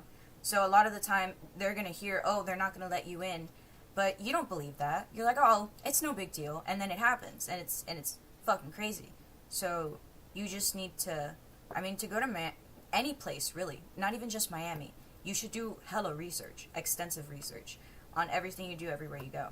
And it's probably bothersome to do so much research, but you'll save yourself so much time and you'll actually have fun. Like, dang, we can't just go out and enjoy ourselves like everybody else. Also, another big thing, kind of going back to how I found the promoter. The only way I was able to connect with that promoter was through using websites like Instagram. Don't talk to promoters, talk to locals. Promoters are trying to get you, girl. Using like social media app. It doesn't matter what promoter, who you connect with in Miami. If you're trying to go out in Miami with a friend group, they are going to ask you one of two questions. How many girls are you with? And two, what are their Instagrams? Send me pictures of them. And I was kind of flabbergasted when this... Yes, that has happened before. Started happening to me mind you, I've been to Miami one time. This first time I ever went to Miami with my friends, I was like, why y'all want to see pictures of us? That's weird. But they were like, oh, we have men and we trying to see if, y'all fit the aesthetic. They didn't say that verbatim, but that's what they were looking for. Like, they were trying to find women who fit a certain look, who looked a certain way. Like, especially promoters, if they're trying to bring men and women together, they'll walk down the beach. If you're ever thinking about going to Miami, these guys will walk up and down the beach and they'll spot pretty people and pretty young people, and they'll come up to them and be like, yo, there's a party, do you want to come? And you haven't ever been to Miami before, so you think this guy is being cool. Like, no, they're gonna get your ass. They're either gonna make you pay hella, or something fucked up is gonna happen, or it's gonna be really unsafe. So always say no. There's no sometimes it's for a club, which is like, okay, whatever, but then sometimes it's like something random. Never follow a stranger in Miami, ever. We're in the wilderness. Don't do it. Mostly looking for white women, and especially if they have like white men who are spending a lot of money. I'm not trying to say that like there's no places for black women in Miami, because that's absolutely not true, but a lot of those bigger clubs like Live 11, like those clubs that are like celebrities are going to them to perform, like, yeah, man, there's some mad issues about that. The locals have problems. Everybody has problems with it. Nobody fucks with them. The only people that fuck with them are the people that get in, because they don't give a fuck, because they're racist. And unfortunately, there's lots of racist people here. Lines are clean out the door. Like, those are the clubs that you're gonna be like the clubs that you want to go to when you think of Miami and you're like, wow, like I'm really in Miami. Those are the clubs that you're going to have encounter these things at, because ultimately, yes, they are looking for certain women to come in that fit a certain aesthetic. Unless you get there super duper early, maybe you can have a chance of getting in there and just staying the whole night. But yeah, if you try to get there at a reasonable hour, it'll be very, very hard, unless you're trying to pay $100 at the door. And if you go the promoter way, know that they are going to ask for your friends' Instagrams, your friends' pictures. And if your friend does not have like a baddie Instagram, or pictures that like make her, or I don't want to say like over sexualized, but like ultimately, if we're being very honest, that's what they're looking for girls who have a little something on them, like look, like know how to look. The thing is, you wouldn't even have fun if you actually got into that club that's judging you, though. You would have more fun going to a club that's not judging you anyways. Like I said, it's not worth it. You think you want to be in there because you think it looks really cool, but you're gonna get in, you're probably gonna have a bad experience unless you know what you're doing. And you have to be able to navigate a club. Like I'm being so serious right now. Like, going clubbing is not a fucking joke. Like, it's actually very dangerous, and when I go out ever like that, I'm on my toes. Like, I'm fucking scoping out the area. I know where everyone is. I know who's right next to me. I know who's behind me. Like, I know what I'm doing. Like, it's bad out here. good. And if your friends are very beautiful but they're just natural, they just keep it cute, keep it simple, they don't try to do too much, those promoters are gonna, you know, your friend is cute and all, but like, no, like, it sucks. But I also, that's the whole point of this video, is to get down into the nitty gritty as to why Miami is such a negative impacting place for friend groups, because that can be a hard thing when it's like you're trying to connect with promoters and they don't feel like some of your friends are up to the caliber, or they feel like some of your friends are up to the caliber but you aren't. You know, it can go anyway. But I don't want to end off this section on a bad note. I will say that the last night that me and my friends spent in Miami, we had a ball, because we all realized after not getting in night 1, not getting in night 2, mind you, these were just the nightcaps. The days were fun. We went to the beach, we went out to Versace's mansion, we went out to eat, we did a lot of fun things. These were just the nightcaps. Like when we were trying to like, okay, we finished up the day stuff, had our fun, we're gonna go and do a nightcap, we could never get into like the clubs we wanted to get into, right? Which ones were you trying to go to? Right? This is my friend's birthday trip, mind you. The last night, we do finally decide, okay, we're not gonna leave it up to chance anymore. We have one more night here. We need to get into a club. We all decided after 2 nights of failed attempts, we're just gonna pay. But we're not gonna just go and pay at the door. That's not worth it. Sorry, we're from Texas. We are bargainers. So we were like, we're gonna find a package deal that makes $100 worth it. So I ended up finding a Instagram package deal through this promoter. I can't remember it now. This was so many years ago. But I found it through this promoter's like Instagram feed, and it was like, oh, they can pick you up from the hotel, they can take you to this bar where other people are also doing this package deal. You get free like drinks, free champagne, you get to like mix and mingle, and then from there we get on a party bus and we go to the club and we get... A lot of the clubs downtown, they'll, for the most part, just let you walk in. I mean, I don't know. I guess maybe it is a different experience for me.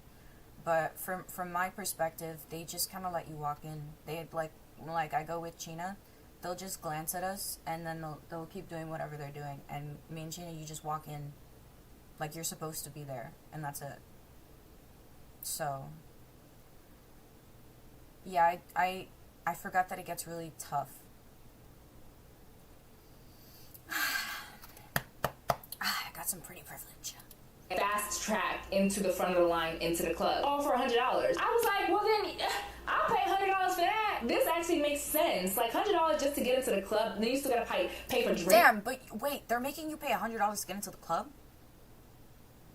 They're supposed to be making you give them like a 20. If they ask you for money, usually you go in a group, you're with a dude, the dude will give them the ID and give the bouncer a 20, and then he'll be like, okay. If he's making you pay $50, $100, dog, go somewhere else. I promise you, there is a place that will let you in for way less than that. I promise you, and it will be way more fun.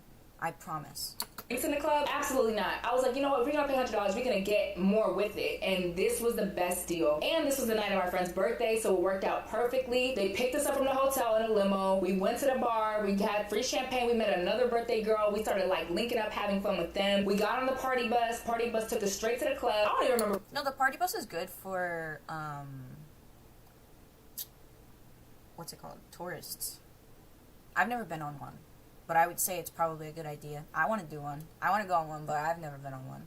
What club it took us to was one of those clubs. I'd say the main things to do when you go to Miami probably should be go chill at the beach. There's South Beach, and there's also Crandon and the Lighthouse Beach down the Keys.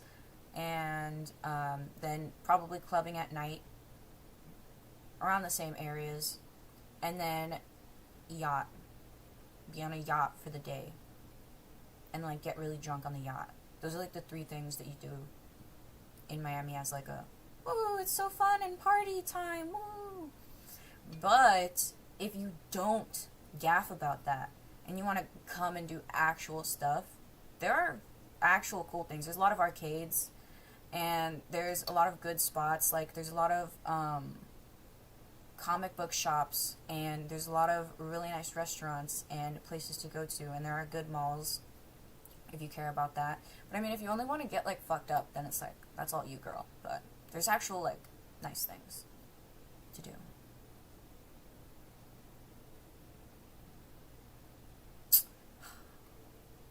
It makes me sad. I'm like, I wish I could help them. I wish I could be like, no, please go to this one, but I can't. And we got But she's right though. That's just crazy. The last part is unrealistic expectations, why fantasy vacations fall apart. Outro, how to survive a Miami trip with your friends. How to survive a Miami trip with your friends. Don't expect somebody to be doing something for you. And try and find a local that knows the area to tell you what's good and not. Only solution. Only solution. Be friends with a local.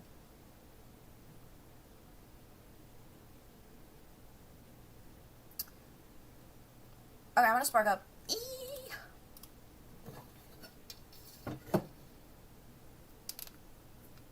Bug is sleeping right there. Hi, Ranger. Bug is sleeping like a little baby.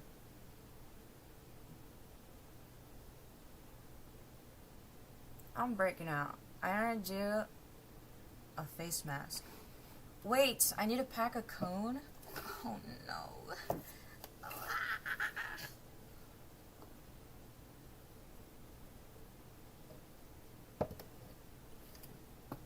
Where'd I put my stuff?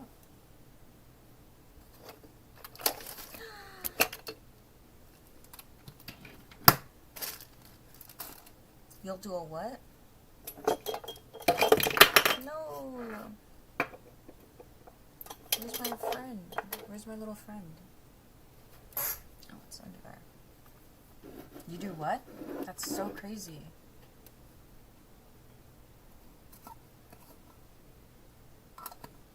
Okay, I'm gonna get a little J ready. I have enough for a little bit.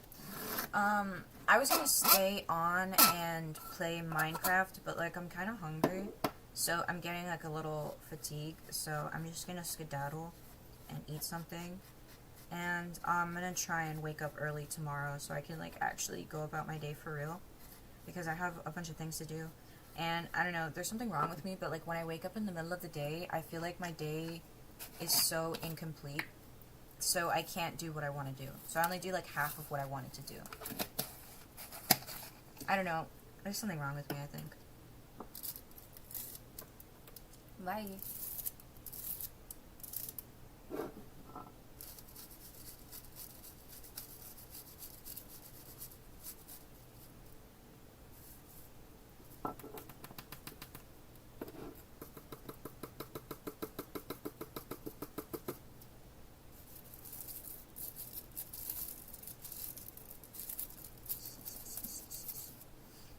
Oh yeah, I'm also gonna paint this today.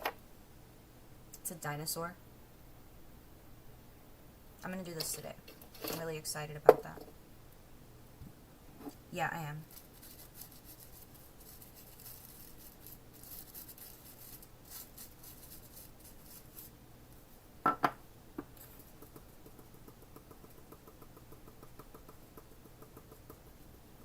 Took a break. Oh, you were cleaning? That's good. Yeah, I need to get to cleaning a little bit too. But yeah, I hope you guys also have a good rest of your day. Maybe if I don't want to say like I will come back, but maybe I'll come back from Minecraft. But I think it's like a 50-50. But I'll definitely be back tomorrow in the morning. And I'll probably be doing like a get ready with me, because I have to make some content. But today I have to write a checklist of what I have to make, so I don't do anything that's like stupid. You know what I mean? Like something that's like not super useful right now.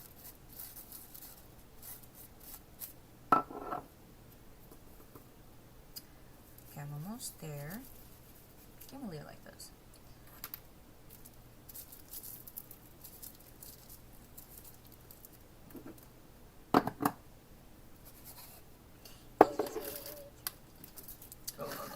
I almost just squeezed it so hard it broke.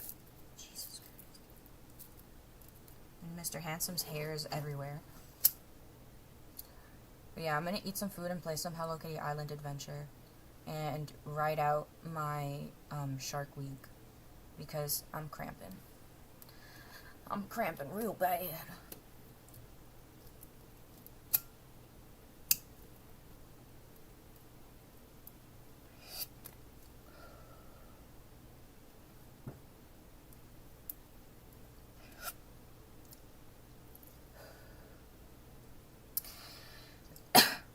Okay. Love your... I'm skedaddling.